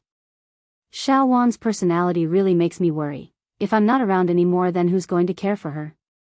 Who's going to comfort her when she's sad? State teacher. Seemingly able to catch on to the man's words there, Di Xiaowan finally revealed a trace of panic. I do not want you to leave me. You can't leave me, you promised to take care of me for the rest of my life. Silly girl, you have your brother the king, and the queen. They will love you in my place for the coming future. State teacher's injury. 1. Without fear, state teacher resumes his defense against the enemies that had already come before himself, but instead of a harsh look in his face though, he's faintly smiling this time around. If my estimates are correct, your men only have another 5 minutes left before the summoning ends. Although I can't defeat them on my own, but drawing this fight out is well within my means. Just 5 minutes, afterwards Xiaowan will be safe. Under the embrace of her future husband, the demon princess didn't even dare to move. She knows all too well how weak her strength was in comparison to all these people, therefore she didn't want to cause any more trouble by acting careless or rash. It's just that when her pupils landed on those knives and swords contacting the very person protecting herself, this girl just couldn't resist shrinking those eyes in. There's blood. No. Voice cried out with great pain and sadness, echoing out across this sea of roses and sending the petals fluttering across the air. Di Xiaowan hated the fact that others were dying or hurting because of herself. First it was Chiu Moon self-destructing for her own sake, and now State Teacher was bleeding across his body in her stead. It's all because of her own inability to fight. What's going on? The two green eyes showing within that haze appears troubled after the repeated delay. Why is he not dead yet with those wounds? With so many wounds, how is he able to stand there and fight still? Despite being in his decrepit state after succumbing to so much attacks to the point where his bones were showing in some areas, State Teacher did not speak, only firmly shielding the precious treasure behind himself using his own flesh and body in the literal sense. He's on his last leg and reacted sloppily, but even so, those arms continued to swing in retaliation against the foe. This sluggishness didn't escape the assailants though.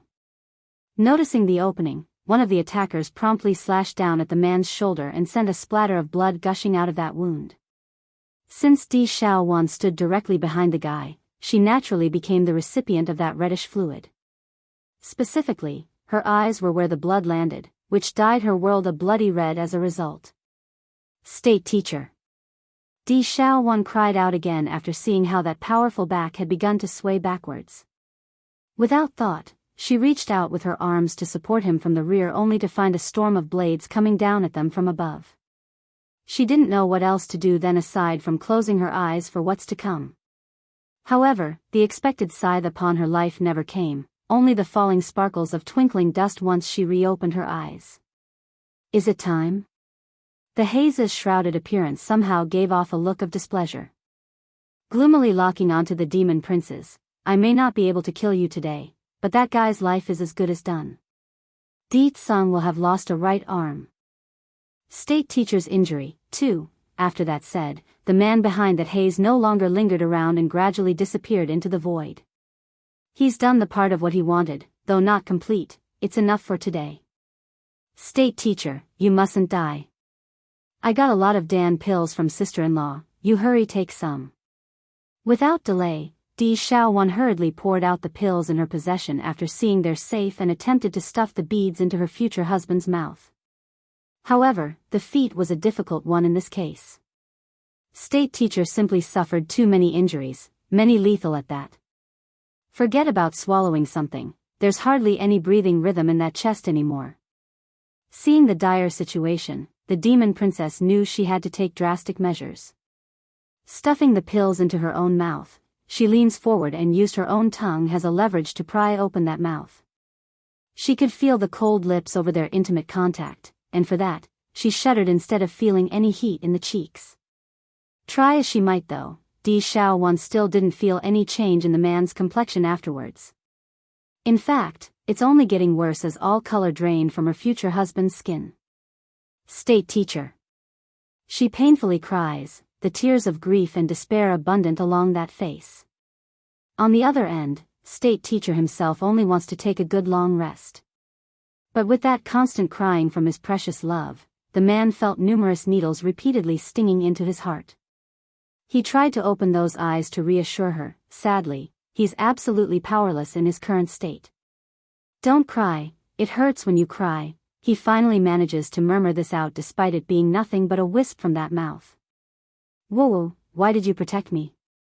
I'd rather it be me if they are going to kill anyone. Because, the man musters up all his remaining strength only to raise a finger to touch the chest, because, you are in here. You are in my heart, my world, how can I ever give you up? Di Xiaowan's hands suddenly froze, her tears no longer able to be controlled as it rained down in a torrential tide due to all the emotions inside. Finally, as if saying his last will, State Teacher's life signature ceased to exist, his finger also dropping back down into an unmoving state. There's no longer any warmth left in those eyes as it stared upwards into the air. For her, I'll give up my life. As long as she's okay, anything is fine. Realizing this was it, the demon princess grasped her own head in utter agony. No words could describe her own emotions, nor any action could elevate the pain thumping from within. State Teacher is dead? The one who kept waiting for me for over a millennium, he's dead? Ish. She howled out in dreadful agony, causing all those who could hear this voice to react in kind. You clearly promised me that you will protect me for life. Why did you go back on your words and leave me? Why must you leave me behind? Almost wrenching like she's going to throw up at the mere idea of them being apart. Didn't you want to marry me? Come back. If you come back, then I'll marry you right away. I'll give you hundreds of babies. I'll give you anything as long as you come back. I'll be good and never bully you again. Why is everyone I know leaving me one after another? It hurts so much. State teacher's injury. 3. Tears continued to drip down onto the man's face, yet it could not awaken his consciousness. State teacher, I am afraid of the dark. Will you come back, okay? She sat on the ground, holding the man's head like she's caressing the most precious treasure in the world. In this life it was always you who did the chasing and accompanying me, so, if there's a next life, I will be the one to watch over you. When the elders of the Demon Council arrived on the scene, this was the tragic picture they saw of the princess. Then their hearts tensed into a ball upon realizing how lifeless state teacher lay on the ground. They're shocked, but also angry beyond belief. What happened to state teacher? How is he? Who came to cause trouble in the demon realm? Who killed him? Fourth elder was the first to come forward to ask the questions they all had. He's grieving as much as everyone else. In the demon realm, if there's no Deetsung around to act as their backbone, then it's state teacher who holds that position. My state teacher is not dead, he will never die. As if triggered by the truth, Di Shaowan angrily snapped back at the old elder, his eyes filled with a sense of madness that sent shivers into those who met her gaze. I won't allow anyone to smear my state teacher. I won't let them say he's dead. Princess, fourth elder wanted to say something then but knew it's futile. Then without any signal, the demon princess suddenly drew a dagger from her storage ring, which scared the daylights out of all these demons. Princess, what are you trying to do? The group exclaimed, panic increasing to the upper limit. They already lost one of their backbones, they mustn't lose the princess as well. Don't come near me. Di Shaowan warned those who attempted to grab her dagger, this is my business, none of you are allowed to come near, otherwise I will follow state teacher to the afterlife. Her words frightened the living souls out of the demon elders. They didn't dare to move an inch and could only watch with fearful eyes at the princess. State teacher, I want you to never forget me even in the next life. That said, the girl immediately stabbed the dagger into her own chest, letting the blood to bleed out from the wound. Princess. Red in his eye due to the urgency, fourth elder could tear his own hairs out at the situation. What to do? If this continues, then the princess really will die. We can't lose two of them in one day. Despite the outcry, the princess merely ignored their words and pulled the dagger out from her chest, where a round golden bead rolled forward as a result. This object was similar to a Dan pill, yet the glossy shine on it told everyone it wasn't. Beast pearl? The gathered crowd flew into an uproar at the sight. Demon kind are a known hierarchy species. The lowest of the low could only stay in their beast form despite their strength growing stronger over time. Rarely do they have the opportunity to gain another form unless they come across an opportunity. For example, the demonic beasts in the human world was the perfect example of this. They are able to communicate and grow with age, but they are not able to take on human form unless they come to the demon realm and be guided through the process of evolution. As for the higher-tiered species like that romping tigress who went to the celestial realm with Chu Yi and company, she's inherently able to transform into her human form with age, all because of her superior bloodline. In regards to Di Shaowan's action here, as the ruling class in this realm, she has a third ability, and that was this golden beast pearl. Unlike all demons who hold a core within their body, which houses their life essence and would die without the thing, the princess here could manifest her powers into a second object to give others. So what does that mean? She wouldn't die, of course, but she would revert to being a powerless demonling and need to start from the very beginning of her cultivation. Leaning down with the beast pill in her mouth, Di Shaowan lets her tongue do the work of giving the guy her all. State teacher, no matter how many times you are reborn, you will always be within my grasp. And from now on your path to cultivation will be State teacher's injury. 4. But state teacher, I really don't want to leave you for even a moment. That said, the princess closes her eyes to recall back to the moment where the man fell. She's remembered it all now due to the trauma. They were nearly wed back then. If not for that incident, perhaps, she would have already been his wife by now, and they'd be with children all around like a happy family. Princess, let's go back to the palace first, and your injuries. Fourth elder slowly stepped forward and attempts to persuade the girl only to be rejected in the next with a shake of the head. This wound is nothing, the hurt state teacher took in my stead is far more painful. The her in the past would have been afraid of pain, afraid of death. But this precious and kind man has died, that means so does her heart that went with him. What does it matter for a small little hole to be in her chest? It doesn't hurt at all because her whole being was numb to the bone. Fourth elder opened his mouth only to look down at the lifeless body on her laps. Coming up with an idea, princess, if you don't treat your injury then state teacher will surely be distressed. He isn't, his soul hasn't completely left yet, I'm sure he's still watching you. Di Xiaowan's body went rigidly stiff, voice sounding soulless in her own right. I mustn't worry state teacher. You are right, I need a Dan pill, I need some medicine. In her panic, the demon princess clumsily dropped a bunch of the medicine bottles she found inside her storage ring. Nevertheless, she did manage to pop one of the proper ones into her mouth after some struggle. She's always been nitpicky when it came to cleanliness, but right now was not that time. Sure enough, the wound in her chest swiftly closed and the blood quenched after ingesting the pill. Making a sad and pitiful smile, you see state teacher? I am good, you don't need to worry about me, I can take care of myself. Why don't you open your eyes and see for yourself? Clearly, the heartache and unstable emotions continued to dominate that poor mind, which caused the grieving lass to say that last bit of irrational request. Letting go of your loved ones are always the hardest after all. Princess, who exactly is it that came to murder state teacher? Fourth elder could not hold back his rage anymore after hearing those heart-wrenching words. Though reluctant, the demon princess eventually looked up to meet the old demon's gaze. I do not know. I don't know anything, all I know is that I caused state teacher's death. This is all my fault, I damned state teacher with my own foolishness and blindness. It's then when the mood has hit a standstill and left them all extremely heavy and dark, several familiar auras suddenly caught their attention. It's coming fast and roused the group to look up towards at the source direction. Of them Di Xiaowan should be the most excited here, but events so far dampened any mood for joy in this case. Meanwhile over in the sky, Di Tsang and Bai Yan had come to a halt by this point. They could also sense the strange atmosphere gripping the demon realm. Sweeping their gaze across the horizon, their attention soon fell upon the sea of flowers where they saw state teacher's blood-stained body.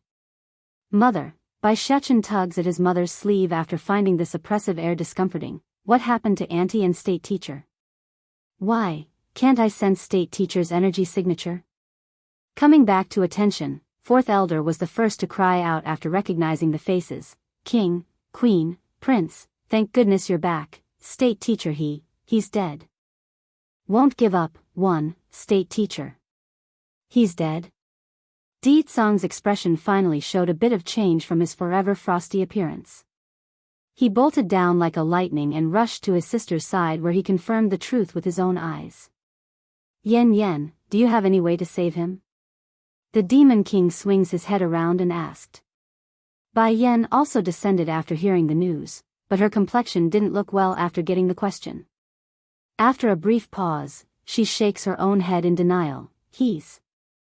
I'm sorry Di Tsang, state teacher is gone. She's a very capable alchemist, one of the finest in all the realms at this point, but not even Bai Yan could raise the dead who had already passed. Originally Di Xiaowan could still hold a flicker of excitement in her eyes at the arrival of her greatest idol, but that hope died out following those words. It's a heavy blow to an already unstable soul. So even sister-in-law's ability is not enough. Does that mean I will have to be forever separated from state teacher? Biting her lips until it's a thin white line, Di Xiaowan's eye showed nothing but despair. It's a void that carried no light. Di Xiaowan, do you know who did this to state teacher? Di Tsang's cold frosted voice cuts in then, his calm demeanor starting to fade and replaced by a brewing storm. A bit shook by this voice which should have sounded familiar yet not in this case, the demon princess appears startled in the face before answering. I don't know, that person said he's here to seek revenge on you, brother. He wanted to kill me in order to make you suffer. State teacher protected me and died in order to not let that person succeed. Her voice sounded so weak that it could hardly be heard. Nevertheless, it was enough to make the Demon King's fist clench into a ball and cause the sky to bloom a stormy cloud above their heads. I see, Deetsang locks eye with his own sister and spoke in a very powerful voice. I will avenge state teacher's death. Whoever did this will pay for what we done. That vow didn't bring any comfort to Di Xiaowan's heart though.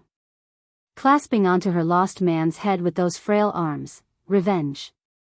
It won't bring state teacher back, will it? Deetsang, you go and investigate the ones responsible for this. Making a pained face as well when giving the grieving girl a glance, I will stay behind with Xiaowan. Everyone expected the Demon King to walk away without any delay, but he did not. Rather, Deetsang kept looking down at his younger sister and even showed a flicker of heartache himself. This of course didn't escape Bai Yan's sharp eyesight. Don't assume just because this guy always behaves so serious around the sweet Dumbakluts that he doesn't care. He does, and would show those emotions when required. Very well, Yen, I'll leave her in your care. Fourth elder, come with me back to the palace. Yes, sire. Fourth elder complied and signaled those who came with him to depart, but not before giving one final glance of compassion at the princess and lifeless body on her lap. Auntie, don't cry. If you cry then state teacher will be very sad. Bai Shechen timely came over to wipe some of the tears coming down the princess's cheek. He's always been very sensible and knew this was the time he needed to act. Hurt as she may be, Di Xiaowan did manage to pull a faint smile and return to the boy's comfort. It's okay, your auntie, I won't cry, I won't worry anyone. Won't give up, too. If state teacher must leave then I will at least let him leave with reassurance. Even if it hurts to no end, I won't show it to anyone. But I will never be able to accommodate anyone else in my heart ever again. Auntie. Di Ling Yan the peachy baby girl and Di Jin Tian the little glutton had also come up from the back, their appearance that of some well-behaved children. Auntie, Jin Tian appears confused by the scene since he's never experienced death yet, so he didn't know what to make of this. Why is the big brother over there sleeping on the ground? Won't he be cold? Should we take him back home to sleep? Di Ling Yan the twin sister may be the same age, but she's not new to the concept of death. Upon hearing her brother's careless remark, she instinctively reached over to pinch the little glutton's hand, which only made the boy show an aggrieved face as he bit his thumb. That's right, Di Xiaowan didn't get angry at the uncomfortable comment, rather she only smiled and began caressing the cold face of her lost husband. Your uncle is sleeping, he's tired. From now on it will be me watching over him. Bai Yan's been holding her goddaughter Dragony the entire time, so she wasn't in a position to run over and hug the sorrowful princess, but her heart ached just as much regardless. Taking in a deep breath to gather herself in order to not sound so sad as well, she reaches out with her free hand to touch that shoulder to apologize. I'm sorry Xiaowan, I came back too late. Going stiff for a split second, the princess almost wanted to shout when she realized the outburst would only hurt the only family she has. Shaking that head, no, don't say that, this is not your fault, sister-in-law. Those people who attacked us are very powerful. Even if you and brother came back, it might have turned out even worse. Her only blessing now was that Bai Yan and Deetsang didn't remain in the demon realm, that way she wouldn't need to lose more relatives. Listen to me Xiaowan, the demon queen's expression gets serious. As long as state teacher's soul isn't destroyed then he isn't truly dead. Am I not walking around just fine before you? If your brother was able to bring me back on the verge of annihilation then state teacher will one day return too. The princess naturally knows what the lady was referring to. As her mouth moved to say something, only silence came of her actions in the end. I want to ask you this one question Xiaowan, are you willing to wait 20 years for him? Bai Yan asks in earnest. Lowering her head at the idea, I have never left state teacher for that long. Sister-in-law, I am really afraid, I am so used to having him by my side, without him, what am I going to do on my own? Showing a bittersweet smile, The princess looked so sad and pitiful. Xiaoyun, Bai Yan's female cousin, is right, I should have married him when I had the chance. Now it's too late for regrets. Upon reaching the end of her sentence, Di Xiaowan's eyes once again reverted back to a hollow and dull look like her soul just got spirited away. This greatly pained the demon queen who stood at the side. After all, their family, how could family not be hurt when one's in pain? Xiaowan, if state teacher reincarnates and becomes a new person, someone that isn't as handsome or good-tempered, will you still like him? Without hesitation, the dull-looking princess nodded her head without looking at anyone specific. I like state teacher because it is him, not because he's handsome or good-tempered. I will love him no matter what he becomes. Won't give up. 3. In this case, you do not have to worry too much. When a cultivator reaches a certain point, they will always have an opportunity to be reborn to a new life if their soul isn't destroyed. I will help you locate state teacher's new self and let the both of you continue your story. And since you left your beast pearl inside his soul, you won't have to wait long. Bai Yan only needed a glance to realize what the demon princess has done. I understand, sister-in-law. Biting her lips into a thin line, Di Xiaowan's eyes still contained an unmistakable glint of sorrow. You don't need to worry about me, I will not do anything foolish during this period. If I follow state teacher, then I won't be able to remember him. By then how am I supposed to reunite with him in the future? I won't die, I won't let anything get in my way. Therefore, no matter how painful it was to survive on her own, she would not die. 20 years, that time frame was nothing to a demon's lifespan. That's good to hear, it's relieving to hear you're able to think positively. Bai Yan raises her hand to bring the princess into a warm hug, knowing full well how much it hurts regardless of the strong front she portrayed. Xiaowan, I will always be here so you don't need to bear all the pain on your own. Making a slight tremble at the kind words, sister-in-law, I know. I promise to protect myself and not do anything stupid. So, don't leave me please. Closing her eyes, Di Xiaowan's figure was so frail and weak that it looked like she could be blown away by a mere gust of wind. State teacher has already died. If anything happens to Di Tsang or Bai Yan, or even worse, the kids. It doesn't take much to imagine what would happen then to the demon princess. She would likely lose her mind and commit suicide with them. Okay, I promise to not leave you. We'll all live together for many years to come. Bai Yan caresses the demon princess's hair, her voice consoling and gentle like how she does to her own children. In return, you must promise me to better yourself, Xiaowan. You will grow stronger and kinder so that when you meet your state teacher, he won't be able to forget you, okay? Letting a trickle of tear to come out of her eye, Di Xiaowan tries to hold back her own sobbing. I will. 20 years, by then I will let state teacher's new self be dazzled by my glory. I will make him fall heads over heels for me again.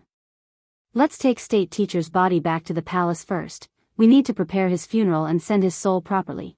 Bai Yan's gaze slowly fell down to the already cold corpse, her hands unintentionally clenching up as the anger swirled within those irises. I will find the ones responsible for this. They will not hide from me even if they run to the end of the world. Blood for blood, life for life. I'll listen to your decision, sister-in-law. Perhaps those words did have an effect and cheered up the demon princess. Right as Di Xiaowan wanted to pull herself up, something incredible occurred. State teacher's body suddenly became enshrouded in a brilliant white glow, and in the corpse's place was now a silvery fox lying on the girl's lap. Won't give up. 4. Wrapping her arms tightly around the silvery fox, Di Xiaowan's eyes were full of pain when looking down at the unmoving fella. Don't worry, state teacher, I will definitely find you again after 20 years. No one can separate us. So, until we meet again, you mustn't let any other female near you.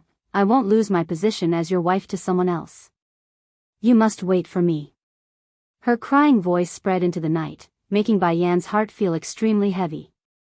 However, the demon queen did not continue her consoling words though like before, only patting her friend on the shoulder in silence. She knows, whatever words she utters would be pointless. Understanding the support, Di Xiaowan wiped the tears from her eyes and forced a pitiful smile that wouldn't fool anyone. I'm okay now, sister-in-law, let's go back. I'm afraid state teacher will be cold. Xiaowan, Bai Yan murmurs, her voice croaking like she's also about to tear up. Did you see sister-in-law? State teacher didn't revert back to his fox form right away. He's probably worried about me being tired from carry him, that's why he did so just now, he's looking out for me. Bai Yan's mouth visibly twitched at that idea. State teacher is already dead, how can he know when to control his body? Of course, she could not say this sentence aloud, only silently murmuring that in the heart as she hugged the grieving girl from the side in support. Yes, state teacher is always looking out for you. Maybe he will even remember everything once you go meet him again in 20 years, showing a sad face again at the mention of their separation. I will take good care of myself, I won't make state teacher worry. Sister-in-law, let's go back to the palace, I want to send him off myself. The demon princess knows this might be their last time together, even so, she won't give up. So what if there's a high chance that her husband-to-be won't remember her in the new incarnation? She won't give up. Jin Tian, Ling Yan, come help your auntie. Bai Yan tells her twins. Okay, it's the peachy baby girl who spoke first and led the way by holding onto the princess's hand. Auntie, don't be sad, Ling Yan will accompany you home. Auntie, the little glutton quickly got the hint and follows up in his own way using that baby fat smile of his. Uncle is only sleeping, he will wake up after a good rest. Don't worry, I will protect you until he does, okay? Those warming words actually brought some light into Di Xiaowan's colorless world. Nodding slightly with her head as confirmation, Auntie here will wait for your uncle, no matter the years, I will wait. Looking at the three slowly moving figures, Bai Yan promptly casts her gaze down over to the two older kids. Xiachen, Dragoni, those two are too young and can only act cute before your aunt.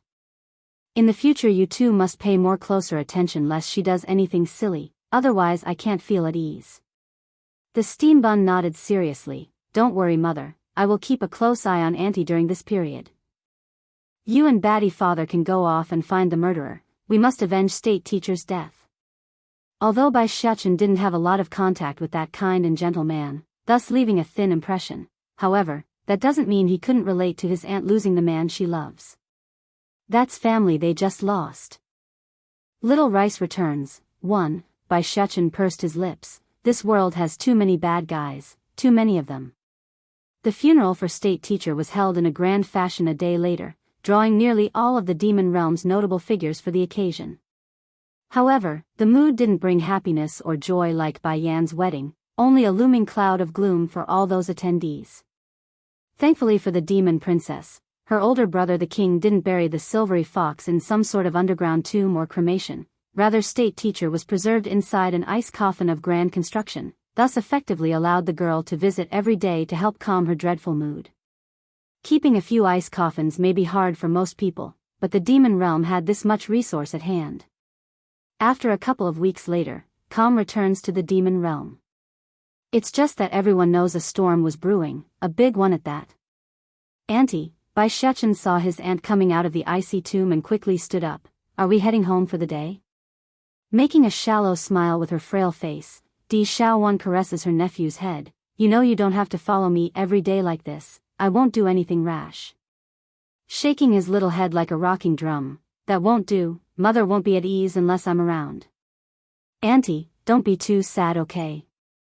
State teacher will definitely return one day, and if he doesn't, I will go and get him personally. A sting pierced into the demon princess's heart. She's overwhelmed by how sensible this steam bun was behaving. From the beginning she's been wanting a child like Bai Xiachen, hence her initial acceptance of marrying state teacher. But now, the only one that's left was herself. He's grown so much in the past year. Xiachen is already up to my waist. Of course, our Xiachen is the best, you will definitely bring your uncle back. Despite the remark, the hollow void in the lady's iris didn't escape the steambun's keen senses. Bai Xiachen knows, something has died in his aunt's heart and nothing could fill it. She's so bleak that it's hurting him inside as well. I'm not just saying that auntie, I will definitely bring uncle back and have him marry you. Afterwards both of you can make lots of babies. Radiating confidence, Bai Xiachen's attitude was quickly starting to resemble his old man's dominating nature. It's literally a mini version of Di Tsang at this point. Warmed to the heart by that, thank goodness my big bro married your mother, thus giving birth to you. Auntie here is so fortunate to have a nephew like you, now I won't feel so lonely with the two of you around. Auntie, Batty father is only bad at expressing himself, he always looked out for you and everyone close to him. He's not bad like everyone makes him out to be. I know, Di Xiaowan said, he only claims to hit me if I mess up but never does it. And like state teacher, he will secretly drive away those bad people who try to take advantage of me. I know my big bro is good to me like, stopping there, a gloom once again shrouded over the princess's figure. Bringing the boy into a tight hug, so, you don't have to worry about me misunderstanding my brother, I am not a blind person, I can see those who are kind to me. Little Rice returns, too. Di Xiaowan could be silly and slow at times, but she would never mistaken those who are nice and kind to herself. She's of pure heart, not a fool. Then I am relieved, Bai Shuchen exhales a long sigh. Reaching out to give his auntie a hug, let's hurry back home, mother told me she's making food for us and is waiting. It's been so long since I ate mother's cooking so I can't wait. Charmed by how gluttonous the steam bun was behaving, Di Xiaowan wipes away the thin layer of fluid from her eye and chuckled, okay, let's head home before the food gets cold. But before leaving, the demon princess didn't forget to give a fleeting glance back towards the ice tomb where her eyes surged with conviction. State teacher, no matter where you are I will find you even if it takes me to the end of the world.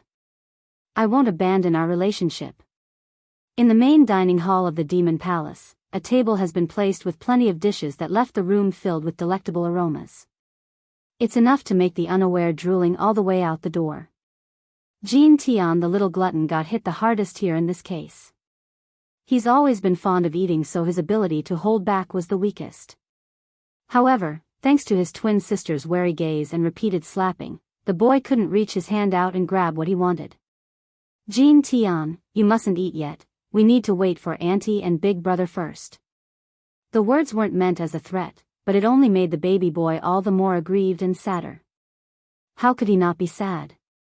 There's a table of food prepared by his mother before his very eye that's radiating aromas that could drive any child screaming and crying if not eaten. That. I'll wait for Auntie and Big Brother to come back then. Mother said Auntie is in a poor mood lately. I must be good, I mustn't make mother sad. It's just some food, I can hold it in, I'm a man. With that thought in mind, the little glutton gulped and heavily forced the saliva back down into his throat. He's resisting well against his greatest desire. Mother, Auntie, and I are back. It's then when Dragony had finished carrying the latest dish out, a tender voice called out and caught their ears. Jean Tian reacted very strongly to this and nearly rolled off his own stool. Big Brother and Auntie is back. Does that mean I can start eating? Auntie, the twin sister on the other hand stood up and gave a loud reply instead. Although the little glutton was a bit duller than his twin, it doesn't mean he couldn't act responsibly when required. Auntie, come eat. Against the double soft cuddly assault of these two, Di Xiaowan's heart melted away and found peace. A rare thing in these past few days since state teacher's death. You don't have to wait for me in the future you know. No, Ling Yan shook her head immediately. Mother taught us to respect our elders. Father is too busy to be around to accompany us, but Auntie is here. Me and Jean Tian will wait, we are not hungry. Gulping at that last word, the little glutton suppresses his desire and followed up. That's right Auntie, we are not hungry so hurry and come eat with us. Coincidentally, Bai Yan had also come out from the kitchen with the soup ready. If not for Di Xiaowan's poor mood, she would not personally cook anything herself. As a result, Bai Shuchen hadn't been able to eat his mother's cooking for a long time. Little Rice returns, 3, right as Bai Yan's about to lay down the dish and take a seat herself, the demon queen suddenly picked up on a couple of energy signatures quickly drawing close. Squinting those eyes to conclude who they are, a flash of bright light flickered in her eyes. It looks like I won't be able to stay for this meal. As anticipating as he was about to eat his mother's cooking after so long, Bai Shuchen was more curious about the reasoning for that comment. Why mother? The three of them are back. 3. Biting her chopstick, Di Xiaowan turns to ask as well since she's also curious. Isn't Little Rice, Tiger, and Sing Yi, Dragon, only 2? Why is there suddenly 3? Sister-in-law, what did you tell them to do that they would bring someone else along? Bai Yan made a meaningful smile at their question. You are forgetting about Black Turtle. That instantly brought a touch of surprise to the princess's face. Black Turtle? You found him already? It's during the time I was gone in the celestial realm. I went to the place where Black Turtle resided and brought him home. All of you stay and eat, I'll go meet them first. Bai Yan normally wouldn't just leave her family behind for no reason, it's just that she hasn't forgotten about the promise with Suzaku the vermilion bird. Back then that phoenix claimed she had something for herself if she could gather the other 3 sacred beasts. Now that they are back, it's time she went and retrieved said item. Mother, I'll go with you. Bai Shechen jumps up from his own stool. I haven't seen Little Rice for so long, I miss him too. In this world for the steam bun, that white tiger held a very special position in his heart. Their childhood friends, the type that grew up together side by side and took the fault for his own mischievous deeds. Naturally he must go meet this friend that's been gone for so long. That's fine, you come along then. Bai Yan didn't reject the proposal and led the way. Not far away after leaving the palace door, the demon queen could see the 3 black dots in the sky that's quickly descending to their position. In the middle would be a woman in green, her face carrying a heroic feel. This would of course be Tsing-Yi the Azure Dragon. Then beside to the left would be a man donning a deep black robe and warmly smiling at herself. This would be Black Turtle who had an air of a scholar. And then to the right. Well, Bai Yan expected a white tiger and instead found a young handsome boy that hasn't quite shed his youth-like air yet. At first the demon queen became perplexed by the sight, but she soon recognized who this new boy was. Little Rice. Didn't you say you don't want to take on a human form because it's not as mighty looking as your tiger form? Blushing red in the face, the young boy quipped a stammering reply, PFF. Tsing-Yi could no longer hold back her laughter and blurted out the truth. That's easy to explain, mistress.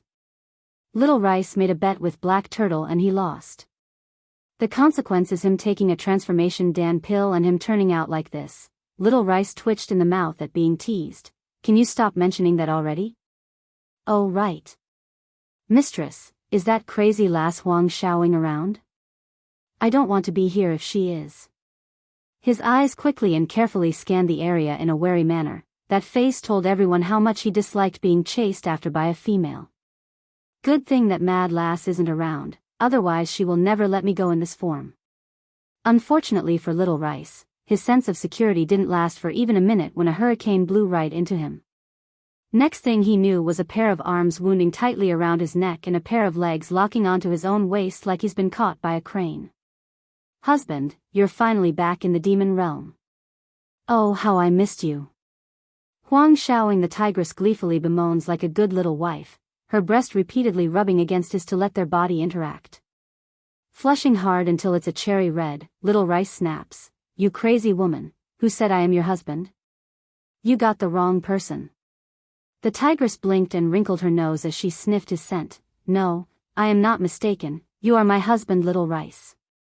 I am following you for life, you won't lose me so easily.